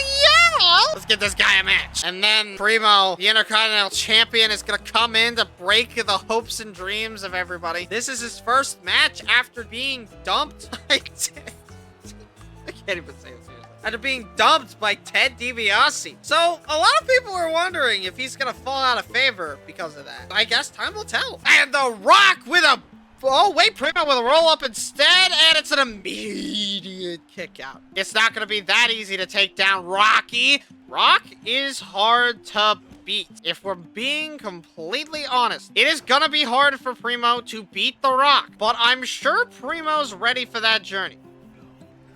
And Rock is just missing, and then the final hit, he gets put into another roll-up. Wait a minute, Rock is in the got him in the sharpshooter? Brett's finish? What? Is this even gonna work? No way this works. Yeah, Primo gets out of that one. Nice try, Rock. Wait a minute, though. Rock immediately hits the rock bottom. It was a mix-up to catch Primo off guard, and it worked. 1, 2... That's it. Rock beats Primo. Clean. No bells, no whistles. I can't believe it. Rock may have just secured his spot to fight Primo at Survivor Series bragging rights sometime in the near future. There's no way they didn't put him up to, like, at least top 5. He's 8 before. Beating the champ has got to do something. That moved Primo below Swagger, and that moved The Rock above Big Show, and that's it. Okay, whatever. What do I know? What the fuck do I know about The Rock beating the champ and not going up one slot? Well, fuck me. Anyways, it's Tyson Kidd versus Zack Ryder. And we are back live on Friday Night SmackDown, and Tyson Kidd, this is his first match after announcing on Wednesday that he was no longer going to be teaming with David. This wasn't because of a disdain. This is just because they knew they were bad for each other, and Tyson is now focusing on a singles career while Brett and British take the tag scene. I'm all for it. Do anything to make the tag scene more interesting. And then there's his opponent, Zack Ryder, and Zack Ryder has been on a bit of a rampage as of late, so I'm not sure if this is going to end up with Zack Ryder doing anything of note, but it'll be interesting to see for sure. And then Zack, ooh, the clothesline. Elbow drop, though. I was gonna say with the unpadded elbow, but both of his elbows are padded, so what the fuck do I know? And again with that neck breaker on the knee. Why does he do that so much? Why does he do this so much? I don't know, dude. You're the one controlling the character. How about you fucking figure it out? Tyson getting got, but Tyson gets him instead. Wait a minute, Zack Ryder with a roll-up on Tyson. Perfectly sandwiched to where it's just in the corner. And barely not a 2 either. But wait, Zack Ryder taking this opportunity, turning it into that reverse. I don't think it's a reverse anything. I think it's its own thing. And Zack Ryder trying to take advantage of the situation, but Tyson turned into it, and thus he knew. But again, Tyson's willingness to taunt is what's costing him right now. Wait a minute, Zack Ryder with a roll-up on Tyson Kidd. It better win. There's been so many roll-ups recently where they just don't. My goodness, ladies and gentlemen, that's the ref taken out. And that's a sledgehammer shot. And that's another. The ref has got it. Wait. Oh, God. No. There's a leg. Never mind. Tyson took the brunt of it. Oh, and before Zack could get the move off, the ref was going to take the sledgehammer out of the ring. Perfect scouting by our referee. Trying to make sure the rules don't get broken. Zack just hit the fucking move. I should be blaming Tyson, but like, goddamn. And there we go. Zack Ryder. The massive reverse. The reverse. So I'll figure it out. And Zack Ryder, he's hitting the Zack gut. Ha! And that's a 1, that's a 2, that's a 3. Zack Ryder beats Tyson Kidd. And Zack Ryder wins. Who would have guessed? Zack went above Evan because of that. I like that. And then there's Jericho Taker. And up next, Taker faces Jericho in a submission match. And I'm starting to get shades of that one Iron Man match. Taker ain't the best at submissions, but he damn sure ain't the worst. Jericho's pretty good at submissions too. I mean, he's got the walls. I think I know what's going to happen in this match though. And then there's his opponent, the Undertaker. Ever since Taker lost the belt and Druid got fired, Taker's been a little bit off his game. Not too much, just a little bit. I think the lack of his moral support in one of his Druids getting fired for being bad at wrestling is making Taker reconsider his friendships that he had all the time. And there's a lot weighing on his mind. But why does a dead man care? And Taker with a nope. Jericho immediately gets folded. An uphill battle once again for Jericho, as Taker has proven in the past that he can beat his ass, especially with that Iron Man match. Jericho is now trying to prove that the opposite is the case, that Jericho can go with Taker. And that's not going to be something that's very easy to actually prove with Jericho. Because again, Jericho is one of those people that just needs time to figure out strategies. You know how Batman could be any character? Prep time is like a meme because, you know, prep time is so insignificant and unambiguously something that doesn't fucking matter, that it's just funny at this point. Yeah, that's Jericho. If you give him enough time, he could probably beat the entire SmackDown roster. But it doesn't fucking matter since you find out who your opponents are the night of. Sometimes it's weeks in advance, but that's for title matches and shit. Taker getting thrown by Jericho. Desperate times call for desperate measures. Wait a minute, Jericho right into the table, and he's back up instantly. But that was a part of his plan. But this was? No, it was not. No, it was fucking not. The bruising on the back of Jericho is definitely getting bigger and bigger as the match goes on. Oh, and Taker is just reversing everything. Jericho is gonna have to use both announce tables to his advantage. He doesn't have another option. How is Jericho gonna fight back against Taker? Ever? How do you do that? Oh, come on. The back suplex. It could have gone so hard. Jericho's finally getting through to the dead man, but he dies. Set up. Jericho has to slow this match down. He has to. There's nothing about this match for Jericho that needs to be fast. And another suplex. Oh, another suplex. Oh, another one. And now Jericho is trying everything in the book of wrestling to get this man to stay down for just 2 or 3 or a couple dozen seconds. I don't understand what Jericho's game plan is going into this match. I mean, how are you gonna beat the dead? I'll bite my tongue. And wait a minute, walls! Jericho's got him in the walls! Is this enough? Is it enough? Oh, ancient technique strats are pulling out the palm. I did nothing. He got out of the walls fucking instantly. Wait a minute, that's a code breaker! And a single leg Boston Crab. Somehow there are still rope breaks. And he just got out of it. Jericho, it looks bleak. And he's using, oh, come on. It's gonna be a while before Jericho can mount proper offense against Taker. Wait a minute, Jericho, throw the announce table. Still got it, wait. Jericho with a massive drop. The Guster of the Buster splash straight to Jericho. The more damage that Jericho could do to the body or the legs of Taker, the better. Pulling everything back, focusing on the arms for just a second here, so that when he starts focusing on the legs again, it'll hurt even worse. Not a lot of areas for Taker to go. And he still gets out of it pretty much fucking instantly. And he caught the arm, but it did nothing. The game just hard crashed. I think we all know where this is going, so let's just skip to the end. Yep, there it goes. Jericho disqualified. Taker wins. That made them enemies again. That didn't do anything for Jericho because he's already the #1 contender. And it didn't do anything for either of them because they're not in the IC title scene. Anyways, it's Big Show Otunga. And then there's his opponent.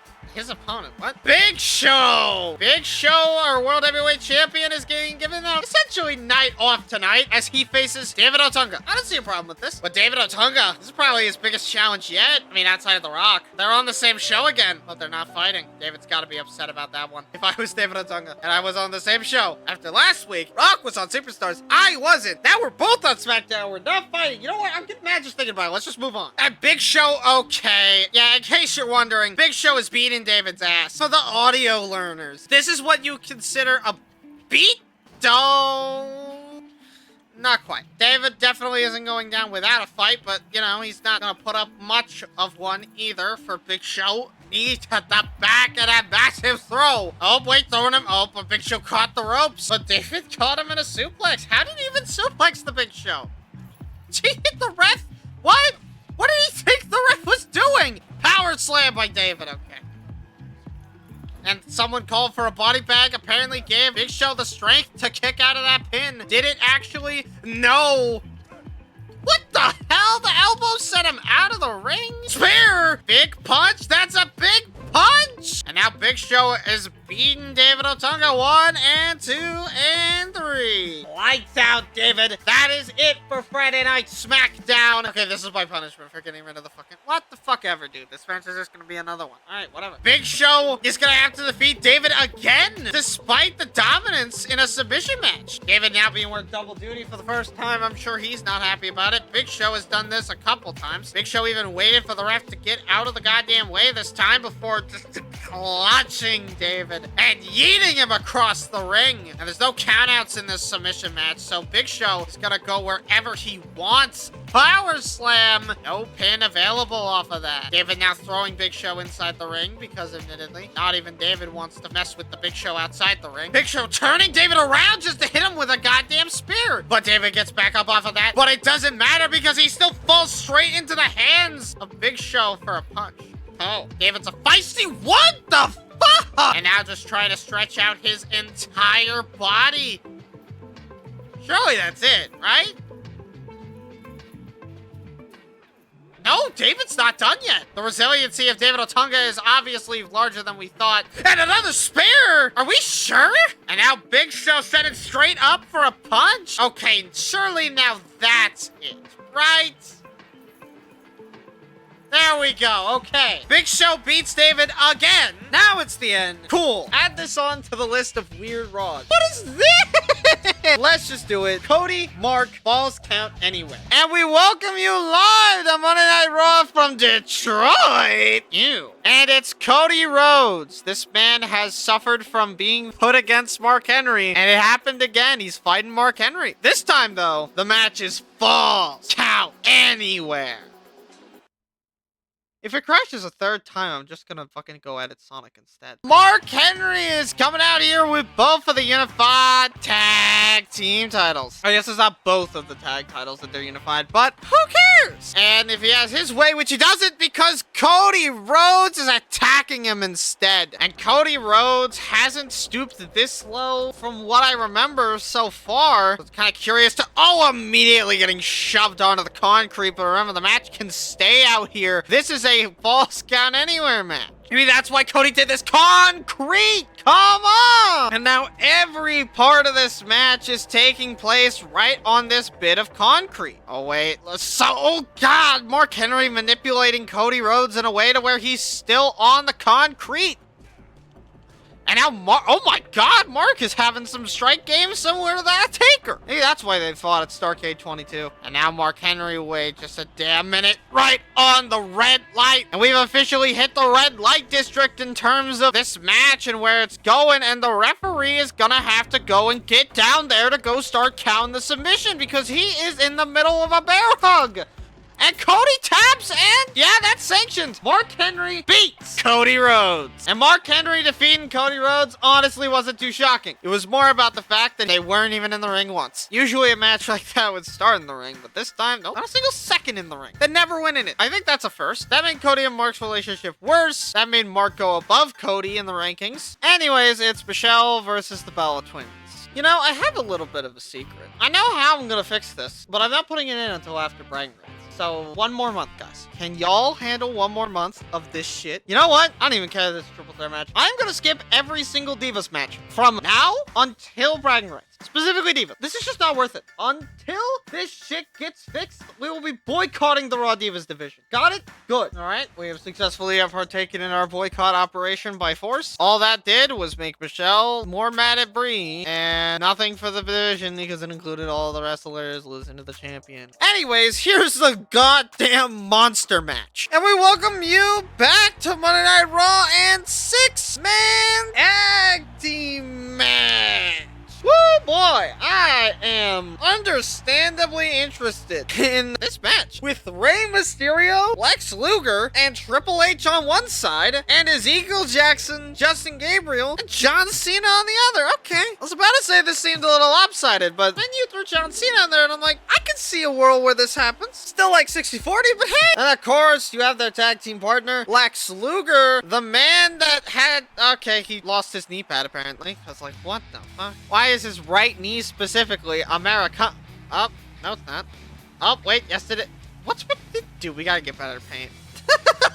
And then you have their opponent, The Game! See, noticed, but I'm not doing the glitch. I mean, that's just my opinion, though. You probably think the glitch sucks. And then you have their opponents. The first one of which being Ezekiel Jackson. This man has been targeting, harassing, and destroying Rey Mysterio. But tonight, they both got backup, and it has led to this 6-man tag. Ezekiel Jackson's first pick, obviously being the bitch-ass punk that is Justin Gabriel for his tag-hopping ways. And then John Cena, who honestly wants to keep his streak of beating top guys in tag or handicap matches. So, hey, you know what? Respect to Cena. He's got a goal in mind. And then, of course, this guy. When's the last time Justin had a singles match that wasn't against the Druid? Can I be for real for a second? Because I don't remember it being any time that mattered. Well, yeah, because he's been on Superstar. Shut up. And then you have the man who is aware of breast cancer outside of November. It's John Cena. Maybe the guy isn't so bad after all. I mean,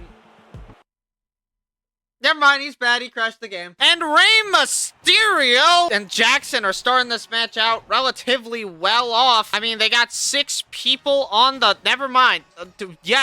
Why is Justin in the ring now? How did a kick do that? And wait a minute. And the grab, and now Jackson's choking out Rey Mysterio.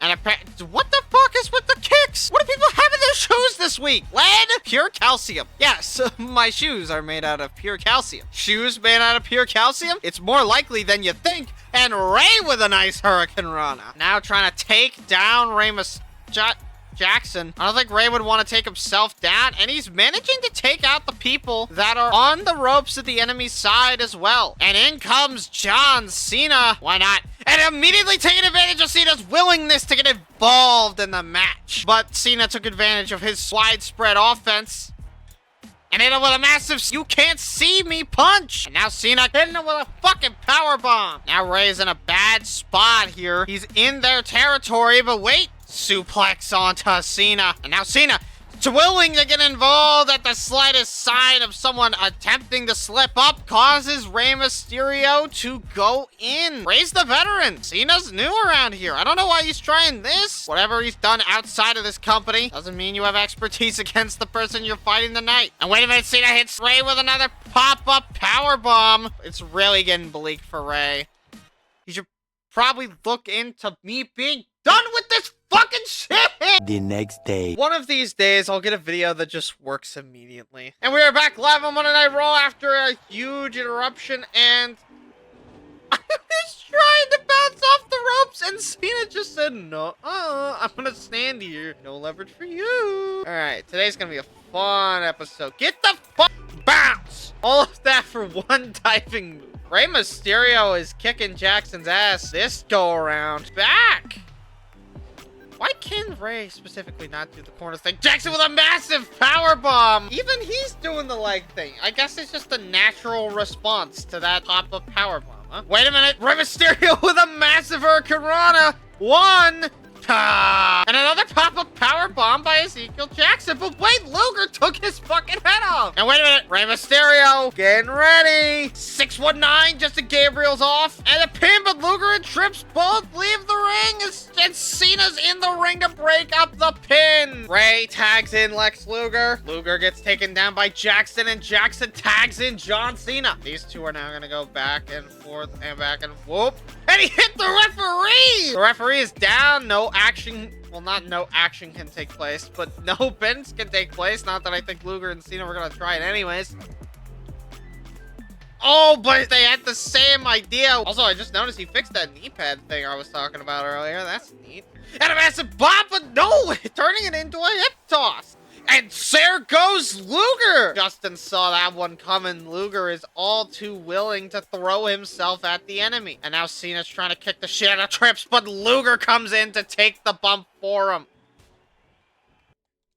What the? Why? Why does it crash in this match specifically? Okay, so very clearly the gimmick with this match is that it is a race against the clock to see if you can beat the match before the game crashes. So, essentially, beat the clock challenge. Put the fucking timer up on screen. Gabriel is in the match. Maybe Gabriel being in the match means that this will go smoother. I mean, it probably won't. And wait a minute, there goes Rey. Trips is right there. He's gonna take the 619 right on the ass. No one's going to stop Cena or Jackson, and Cena breaks up the pin. win. In comes Luger. And these two are fighting once again. These two had a couple of battle royal battles with each other. They never really interacted much in those battle royals. And a massive punch to the back of Luger's back. This is not shit that we have time for. We did not have time for this shit. You could reverse it? Where was the ref exactly? Clothesline! Yep, there we go! Luger gonna have to hit the fucking racket. Hit it at some point, man! Wait a minute! Jackson betrays Justin Gabriel! Someone finally found a tag partner that will put up with Justin's shit! And wait a minute, now Justin's in the rack attack! What a poor sequence of events for little Justin Gabriel! And he taps out! That's it! Jackson betrays Gabriel and Cena for nothing! What the fuck? Ray and Jackson are enemies. Luger and Triple H are allies. And Justin Gabriel and John Cena are enemies. Okay. Ray's above Batista and Drew. That's fucking it. What was the point of that? Anyways, it's Kane versus Drew. And then you have what? Fuck, I'm all out of shape. Sorry, I'm still recovering from the random ass betrayal. Kane faces Drew McIntyre in our main event, and Kane looks to be in the hot seat. Can he take down Drew? Yes, because he did it before. I don't give a shit if Luke Gallows was there. He did that shit on his own. And of course, Drew McIntyre, the man that forces us to look at a static camera angle while I talk over what's supposed to be the Titantron over there that I can't actually have you look into fully because WWE copyrights their bullshit. Fuck you, WWE. I'm doing it in the game. It's fair use. But Drew McIntyre. That's it. I got nothing. Do you want me to say, oh, the guy's a prick for the 15th time? I don't think so. Let's move on. Wait a minute. This isn't WWE 12. That's not supposed to happen. Drew attacks Kane from behind. And Drew McIntyre is a winner. And he's gonna win. But not enough of a winner, as Kane immediately proves to him that he's a goddamn loser by throwing him all the way across the ring. And that's a power slam. But don't get it twisted. This will still not be an easy battle for Drew McIntyre. Drew gets hit with a massive full Nelson slam. And there is nowhere for Kane to go. And he caused it to himself. Can you tell that I'm losing my mind yet? I mean, I was already losing my mind the fucking first time. But I feel like a continuation of me losing my mind is just like day-to-day life at this point. And it's a massive sidewalk slam by Kane. And that's a massive choke slam by Kane as well. And Kane has dispatched Drew McIntyre faster than the 7 deadly sins could ever give him credit for. And he's going into Hell in a Cell with the knowledge that he could kill Sheamus. And that's that. Kane beats Drew McIntyre. Now, hopefully this time, Sheamus won't miraculously fucking win a match that he should. I do this a lot. I'll admit when a booking decision is wrong. That made Kane and Drew enemies. This is probably the most, like, rivalry-full episode of Raw in, like, forever. That moved Kane about the Miz. Superstars is, oh my. So, boycottable match. Match we've seen basically 3 times now. And the match that should have been in the main event of Raw. And then you have his opponent, Mike Knox. Let me look at the sheet for a second. The same triple threat.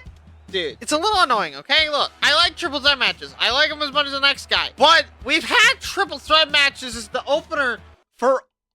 You know what? I'm done. The next day. And then you have Jimmy, Superfly, Snuka. This man rarely ever appears. In fact, if I go and look at the sheet, Jimmy Snuka has only appeared twice, both in losing effort. So he has a lot to prove tonight. And then there's his opponent, Terry Funk. Last week he failed at being extreme. I wonder how he'll do this week. Oh, a double elbow drop hit. And now going after Jimmy Snuka because that's the important one. Knee. Everyone's going down to Terry Funk. And then knee out. What the hell? And he's out the ring. And Terry Funk went up to the top rope, hit a double axe handle on Mike Knox. I was half expecting to hit that double axe handle on Jimmy Snuka or something else on Jimmy, but apparently not. And now they're just fighting each other. Oh, that's an arm.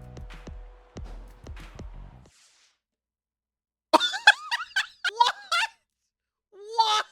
This game's been acting weird. And now Terry Funk's smacking Mike Knox on the announce table. Taking him off, kneeing. How did that end up with the consequences going to... What the fuck? Okay. 1 punch, 2 punch, 3 punch, 4 punch. And now Terry Funk getting to hit us with the ultra impressive pile driver. Gotta wait, but he was ready for it. He even did a rope break just to bait him back in the ring. Not sure if I would consider that a smart strategy, but I mean, hey, if Mike Knox is just gonna wait it out anyways, why not? A double axe. Terry Funk. The cockiness of Terry Funk is on display, and Jimmy Snuka picking up, and Terry's gonna take this time to power himself up as he immediately goes after. What the fuck? That wasn't what he wanted. Right on the ropes. Terry now outside the ring for having the goal to attack. Wait a minute! That could be a win for Jimmy Snuka! It is! Jimmy Snuka beats Mike Knox! Jimmy Snuka has finally won against Mike Knox, and I guess Terry Funk too. Mike Knox and Terry Funk are now enemies. I could only assume why. Why did Drew go back to normal? Why did that move Jackson up? A lot of weird happenings on these last few episodes. Anyways, skipping time! It was literally just an attacking cutscene. I'm being dead ass. Like, I want to like you three, but it's just the three of you. I think if it wasn't the Bella twins, no, because it would still be this same dynamic. I shouldn't complain about it. I said I would fix it after bragging rights. Let's just get there. And then, in our main event of Superstars, for the first time since Night of Champions, Randy Orton is back on Superstars? What? Wait, who's his opponent? Oh, it's CM Punk. And then, of course, CM Punk. This man doesn't like Superstars, but I think Punk saw that it was Orton and said, hey, this should have been on Raw. Let's prove that we should be on Raw. That's good. That sounds good to me. I like the competition in Punk. I know there are some good traits buried within that anti-alcohol cynic. I know they're in there. You just gotta brush past the fucking elitism. And Tyson Kidd is what the fuck? Oh, Straight Edge Heart Foundation. It seems that Tyson's here to watch Punk lose against Orton. I mean, this makes sense. The Straight Edge Society fucked over the Heart Foundation more times than I think Tyson can count at this point. And the fans are divided between CM Punk and Randy Orton. And I am kinda too. Both men winning this match would be awesome. Not to invoke The Miz. Orton now using CM Punk's mistakes against him. Orton is a veteran. He's been in this business for almost a decade now, and he is going to make you slip up one way or another. But Punk is also good at wrestling. I'm apparently gonna have to try and steal the pedigree. This ain't Orton Edge. You can't fucking steal the pedigree and get away with it. Who the hell did that in the quote greatest wrestling match ever? That was such a shitty gimmick to apply that to two non-amateur wrestlers, by the way. I would have understand that if it was like Kurt Angle and like another wrestler, but like really? And Orton now stomp to the arm, stomp to the leg, stomp to the other leg, stomp to the other arm, and a stomp directly on the head. And now just priming that Punk get up and get hit with an RKO. That is it. Punk is out of this. 1, 2, and 3. Randy Orton beats CM Punk. That didn't move Orton up at all. What the fuck ever? Kiss my ass. Anyways, it's SmackDown. Yeah! And we welcome you to Friday Night SmackDown Live in Cleveland, Ohio. If only The Miz were on SmackDown. And Santino Marella is disheartened by the news that the Puerto Rican Pridefuls have split up. He now says he doesn't really know what's next for Santino. Not after his relationship with Beth has fallen apart, and after that, Santino doesn't have much to look forward to. But tonight, he's got to put that all aside as he faces JTG in a Falls Count Anywhere match. And JTG, about the only person. Yeah, that's right. He's the only person ever. I'm sorry to everyone in this crowd. You don't exist. Can JTG do springboards? That's probably the worst move that could have been done from a failed springboard attempt. Oh no, I thought he might. He's small enough to do it. Or maybe he's a little bit more of a moderate size. I don't know. But JTG and Santino are not too uncommon of a match type, actually. Really, that is a winder. I can't call it a whisper in the wind because I have figured out that it's not. I haven't looked at the whisper in the wind in a while. You do it from the second rope. This? You do that for the top rope. I don't think it counts. I could just look at it in the move list. And JTG, Snapmare doing that and a nice... Isn't that also just a Snapmare to an extent? And wait a minute, that's a... nice thing. I don't know what the fuck it is. The point is that Falls Count Anywhere did not affect this match. It's just a normal match. Why do we have false count anywhere on some of these matches, man? That's the second time this has happened in a month. And JTG wins. And JTG even goes to offer a handshake to Santino, but no. Kozlov really did change him for the worse. I've never seen Santino be more bitter. Then again, he has no prospects. That made JTG go about the big show. Dude, how the fuck are you gonna let that happen? You're world champion, you can't be JTG. Anyways, it's Maurice versus Natalya. And we welcome you back to Friday Night SmackDown, and it's Natalya. That's right, it's a #1 contenders match for the Women's Championship. It almost feels like they were forgotten about. As a narrative shadowing device. Beth Phoenix and Maurice are still high and mighty. Maurice really wants a shot at that women's title, and damn it, I think that she can have it given to her. Natalya is a great women's superstar, but how well will she do against someone that would attack her at every angle? And then you have Maurice. Maurice is someone that has attacked people on almost every opportunity, from Fox to Beth to even now Natalya. What the fuck happened to the lower half of her attire? Maurice picking up Natalya, trying to turn it into a DDT, but no. Natalya isn't gonna go down that easily. Come on. And another DDT attempt by Maurice, but Natalya says no again. And it seems that Maurice is gonna have to win this match the good old-fashioned way. But Maurice is apparently willing to do that. I think all good tacticians, Maurice is not one of them, but they all have a good plan B. Maurice seems really determined to keep Natalya down and out of her hair. Is her strength misplaced? I mean, it's a what the fuck? I didn't realize Maurice would do that. It's a roll-up by Maurice. 1, 2. Did the ref like stop counting halfway through that so Natalya could kick out? It's a conspiracy. And Maurice rolls to the outside of the ring, gives Natalya time to heal her wounds, but time can only fix so many of the wounds that Maurice is giving her in this match. And she looks worse for bloody wear. I mean, I would if I've taken now 3 elbow drops throughout this entire fucking match with no repercussions for Maurice. I mean, it's just not viable, not plausible, not any of the above. And now Maurice with a massive kick to the back of the head of Natalya. Come on, all you gotta do is hit the 1 DDT. Yes! Why am I saying yes? What the fuck? Do I want this now? Do I want Maurice to beat Natalya? I guess I just want Beth to beat the shit out of her? Yes, that's exactly what I want. Maurice defeats Natalya. I'm gonna assume that the attack helped a lot here and not question it too much. It made Maurice and Natalya enemies, fucking obviously, and that made Eve go above Natalya. Anyways, up next, it's finally fuck's sake. And up next on SmackDown, the Straight Edge Society is actually on SmackDown in a tag team match that isn't against the Hart Foundation. They've never had a tag match on SmackDown. All of their appearances have been on Raw, and the vast majority of them have been against the Hart Foundation. In fact, looking at the logs, they had one match against Jericho that made Jericho break up, and then it was all Hart Foundation. This is the first unique match for the Hart Foundation since the first month. And who better for it to be against than everybody's golden tag team, Airborne. Evan Bourne is out first and blue. I can't wait for Kofi's contract to be up at the end of the month. Maybe I'm theorizing it. I don't actually know. It's gonna be so good to see these two wearing matching blue gear. You will not believe it. And then, of course, you have Kofi. Germany. I feel like every time that Kofi comes out, I mention German sponsorship. I mention nothing else about him. Not the high-flying offense, not the tag team with Evan. Nope, it's just, hey, this guy got sponsored by the German government. Laugh at him. That's a funny gimmick, ain't it? Germany! Oh, wait a minute. Airborne having some difficulties. Evan wants in first. Kofi doesn't want...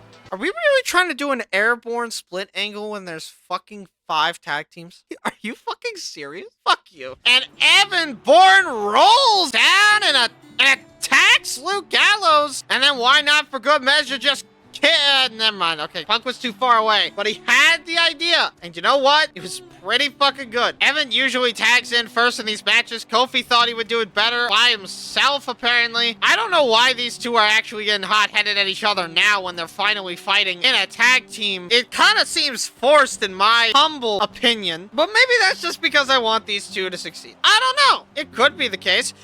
Evan Oh, okay. Oh, there he goes. And wait, a moonsault to Gallows. What did Gallows do to Bourne? Oh, but that let him attack Kofi. But Evan is going to use this time to hit a corkscrew moonsault. And that leads into his signature shooting star moonsault. Hitting Gallows off the apron. Thank you. Shooting star press. Hit him off the apron again. Again. And how about we just pin him? It's a rope break. And now Kofi gets tagged in.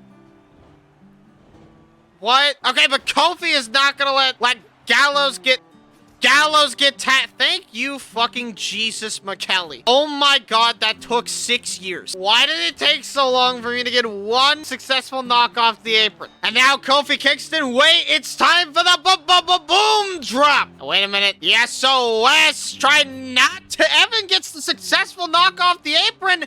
And Kofi beats Punk and Gallows. Gallows didn't even get tagged in once. That's all on Punk. These two, despite not liking each other at the beginning of this match, put their differences aside to beat the duo of CM Punk. Evan and Kofi are allies again. I think we had this exact thing pop up like 2 weeks ago. It also put Jackson above Kofi, I guess, since the cutscene of them being bad at tagging made the...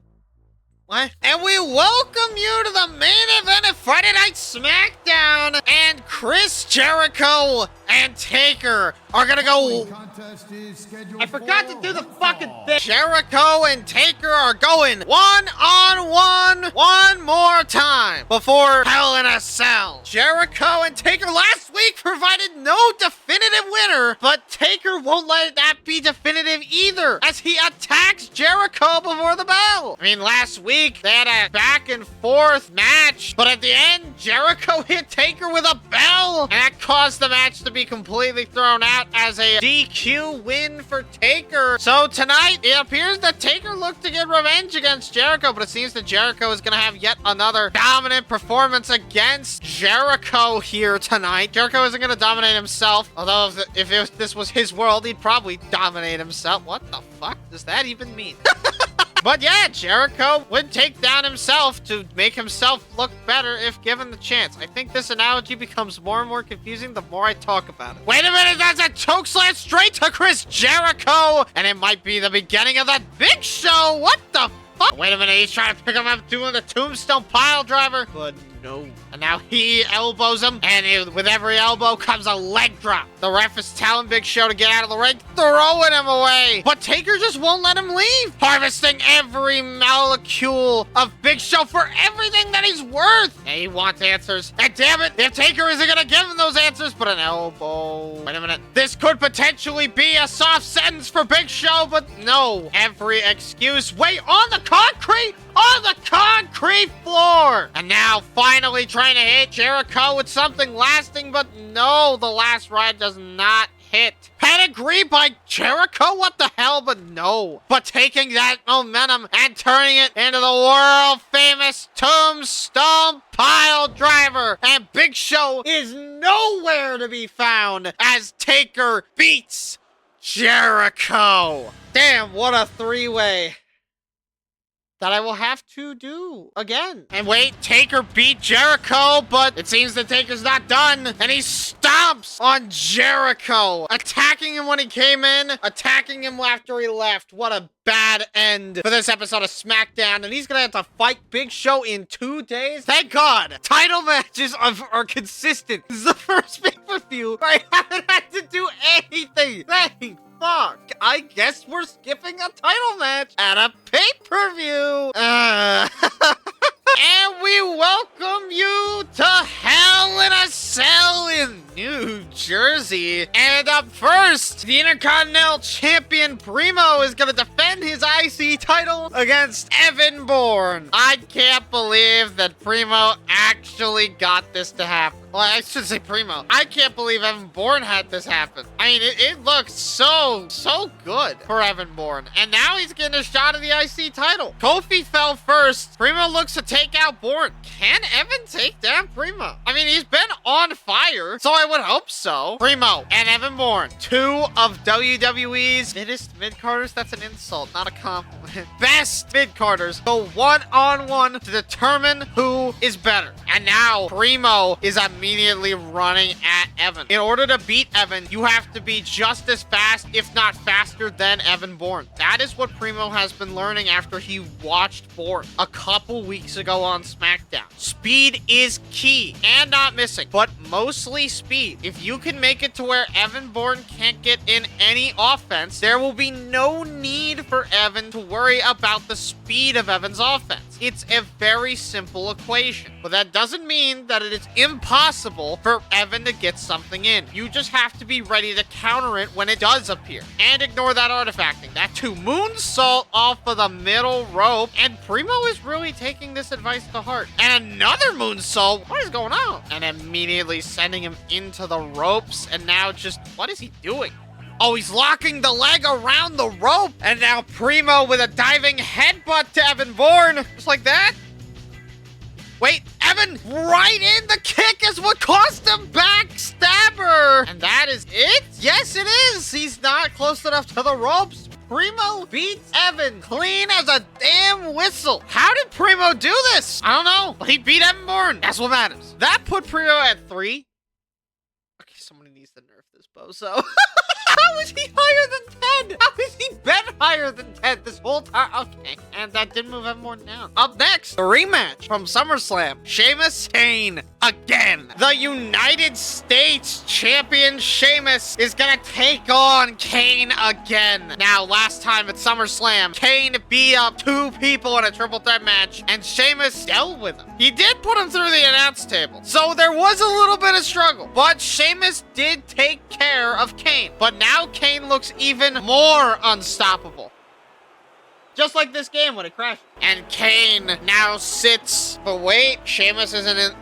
Wait a minute, Kane is getting attacked by Sheamus. What the fuck? Now Sheamus perfectly scouting his opponent. Kane isn't gonna go down that easily, but Sheamus grabbed the arm. And now Kane is gonna have to fight Sheamus tooth and nail to get this one back in. How will Kane survive? How will Kane survive? He's a fucking demon. Do I need to answer that question? And Kane is just following it up every attack. What is happening in this arena? Right into the turnbuckle. And now Kane, what, on the top rope? And that is a flying clothesline. What the hell? Kane never does that. Kane is pulling out all the stops against Sheamus to make sure that he can beat him and leave no doubt that he's the one that defeated Sheamus. But Sheamus is not gonna take it lightly. He's beaten Kane before. There is no reason that he can't do it again. Power slam failed by Kane.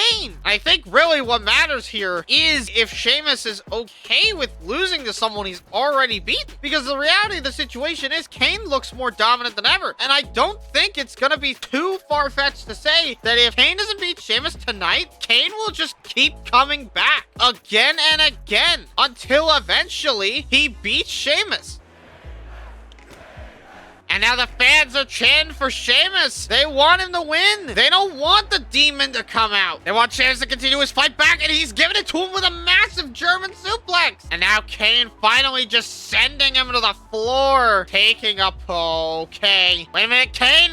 Right into the announce table. But he got done. That wasn't satisfying for Kane. And he immediately hits him with yet another attack. Kane, chokeslam, straight through the announce table. Kane is done with Sheamus. Sheamus just wants to get back in the ring, but instead he's gonna get his arm punched straight on the concrete. And wait a minute. Oh wait, Sheamus tripped Kane up. Count of 7 by the referee. Don't tell me after all that he loses by count out. Okay, Kane is back in the ring. Immediate clothesline. And wait a minute, there's a massive sidewalk slam. Oh my God. And he is done. Wait, no choke slam by Sheamus. But another choke slam just proves that the real winner tonight is Kane. 1, 2, Kane beats Sheamus. We have a new new United States champion at Hell in a Cell. After fighting Sheamus not once, but twice, Kane has successfully beaten Sheamus for the US title, but Sheamus will be back, and it will be sooner rather than later. That made Sheamus and Kane enemies, and Kane is now the US champ. That moved Kane above The Miz, that moved Sheamus down, and it moved Gallows way the fuck down for some reason. I do like this set of opponents that Kane has. I don't know why Jackson is 9.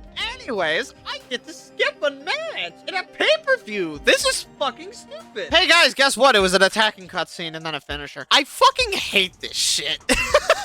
That didn't even move Nikki Below Brie. Anyways, the Acronym Collective versus the Straight Edge Society. And we welcome you back on Hell in a Cell, technically, because it's... I don't know, I guess the women's match just didn't get aired based on what I said. And it's the Acronym Collective versus the Straight Edge Society. Now, the thing is, this is a Tag Falls Count Anywhere match. I know, so spicy. It really makes you think of Hell in a Cell is a great pay-per-view, doesn't it? I mean, 3 one-on-one matches, 2 Hell in a Cells, and then just a Tag Falls Count Anywhere. It's not like this pay-per-view is literally supposed to be hell, so why the fuck are we just having normal stipulation? Guys, come on, am I the only one here that thinks of good ideas? And then you have Mark Henry's tag team partner, MVP. I'm shocked these two don't come out together, but then again, when they have these titles, I don't think they will in the first place. And then you have their opponents, the Straight Edge Society. And these two, I just realized that CM Punk has no eyes. Thumbnail, anybody? Man, I love this gimmick for the thumbnails. Just random guy, has no eyes, has no teeth. Sure, fuck it. At least when it was Cody, it was funny. And now Mark Henry immediately starts pushing down Punk. And CM Punk has an advantage over the other two, but Luke Gallows does not have that same level of affairs as the other two in this match. So I will be interested to see if Luke Gallows ends up being the one that takes the blame for the loss tonight. But it seems that Luke Gallows is putting up some sort of a fight against MVP and a massive headbutt to the head. And, ooh, MVP. Hold on. MVP's actually got the moves. And now, wait, they've swapped. Luke Gallows is in a bear hug. Wait a minute. Punk's pushing off MVP to go save his buddy. Hit the ref for the process. But Mark Henry catches the leg of Luke Gallows, but it's not enough. And now Punk is just beating the shit out of MVP. And wait a minute. Mark Henry, wait, on the chair? On the chair! Wait a minute, MVP! Gotta keep Punk busy, and he does! And that's it! All it took was one World's Strongest Slam of the chair to Luke Gallows, and it's done! The Straight Edge Society must be absolutely fuming. First Airborne, now the Acronym Collective? What the fuck is that? Split up? I think you'd be better split up. That moved Luke Gallows down even further. He went from 2 to 6. That sucks. They're still together somehow. I don't know how. They are shockingly still friends. Okay, you know what? Anyways, it's Shawn Michaels versus Oh, good fucking luck, Punk. And CM Punk is already in the ring. And Shawn Michaels, the WWE champion, is gonna fight him inside Hell in a Cell. This is not good for Punk. He may not have taken that World's Strongest Slam on the chair, but he still took some damage. He's not at 100% for this WWE title match. How would Michaels lose? Because I don't know how Punk wins in this situation. Because... well, I know how I lose, because the game freezes. It's great. And Shawn Michaels and Punk immediately just trying to win this match like any other with that opening power slam. At this point, it's kind of a cliche. But Michaels and Punk are not going to come in this match just to be dicks. They're going to come in here to fight like wrestlers. Punk is determined to beat Shawn, and Shawn is determined to beat Punk. There is nowhere to go, but I didn't press X. Why did it do that? There is nowhere to go for both of these men, but inside and within the structure of the Hell in a Cell, and it seems that Shawn is already hitting that elbow drop we all love. A reminder, the Hell in a Cell structure doesn't matter unless someone decides to leave the ring. Otherwise, it's just a one-on-one match. If the match stays entirely within the ring, this stipulation does not matter. It's kind of like a Falls Count Anywhere match. The stipulation only matters if you choose for it to matter, which you should. That doesn't mean that you will. I mean, Punk definitely doesn't want to leave the ring, mostly because he's already taken some punishment. Punk. And now Punk just DDTing Shawn. I don't know what the fuck that happened like that. Wait a minute. Punk finally... what? And And now, oh, Punk hitting Sean with a chair. Now Sean with that criminal uppercut, and now Soul Mac. Oh, but he landed on the chair on his ass. And now just beating him down for that infraction. And now it's take 2. Tonight, more chair shots. Shawn Michaels goes for the top rope elbow drop. Wait a minute, Shawn, come on, it's tuning time. We gotta tune up the band. They're performing this Sunday, and it's time. The cue is on, and CM Punk has been put to rest. 1, 2, what? He kicked out, baiting him outside with old DX call signs. Punk doesn't want to leave. He absolutely refuses to. Sending him back in the ring. Punk wants to keep this action entirely within the ring. It's genuine bullshit. Wait a minute. Michaels with a massive roll-up on Punk. Is that the end of the match? 1 and 2 and what? What a way for that Hell in a Cell match to end. Michaels leaves the structure, not even touching the walls. What the fuck? Hopefully the next Hell in a Cell match isn't that level of bullshit, because that was stupid. And we welcome you to the main event of Hell in a Cell. Big Show and Chris Jericho go one-on-one inside the steel structure. Now, Big Show and Jericho, they fought inside a steel cage 2 weeks before. And you know who won? Jericho. But he escaped the cage through the door. This is not going to be a thing. Neither is this crash. Jericho is gonna have to prove that he can beat Big Show clean. No doors, no cage escape, no nothing. I just want to finish the fucking video. And Big Show and Jericho are finally gonna face one-on-one inside of this hellish structure. And these two have been feuding for a while now. Whether it was a one-on-one experience between the two, or the Iron Man match, or the Steel Cage match, or the 3 Night of Champions multi-man matches, Big Show and Jericho are definitely gonna have to try their ass off if they want to get out tonight. Now, Big Show, wait just a damn minute. And a boom! My God, a clothesline on the cage! And now hitting him into the cage multiple times. Turn around, Jericho! It's a spear, and he slammed himself straight into the steel cage. And a back suplex on the ground, as opposed to on the ceiling. And now turning him around for the spear. Wait a minute. Big Show spearing him again, this time through the cage wall. And now taking apart the announce table. And fuck it, why not? He's taking off both announce tables. And now he's climbing the cage. Oh my God. What are we gonna see Big Show do? Jericho hesitant to go up there, but he fucking will. Wait a minute. Oh my God, a choke slam straight off the hell. Right on to that Spanish announce table. Big Show awaits. He's just pacing, waiting to see if Jericho will get up. And he is. How is Jericho still fighting? How is Jericho still breathing in this match? I had to be honest. I don't really know. Spear. Wait just a minute. No spear just yet. But a spear on top of the cage. Wait, knockout punch. Oh, God, a hog log. Now Jericho, is he gonna get put through it? No, wait. DDT on top of the steel cage. These two are fighting dangerously, dangerously far on top of the cell. What the fuck? Wait, Jericho is close. He gets speared off, but he doesn't. Somehow, he avoids getting speared off. And wait, there it goes. Knockout punch. But Jericho is still going. How is he still going? And there he goes. He's through. Through the cage. Big Show goes for the cover. 1, 2. Oh my God, he's still up. This match is only going to end one way. You got to knock him the fuck out. And that's a spear in the ring. And that is a massive knockout punch by the Big Show. And that is it. Count it. 1, 2. Big Show beats Jericho in another dominating affair. That is it for this pay-per-view. That made Big Show and Jericho enemies a fucking again. I swear this happens at least once a week. That's it. See you next time. Fuck. What a good pay-per-view.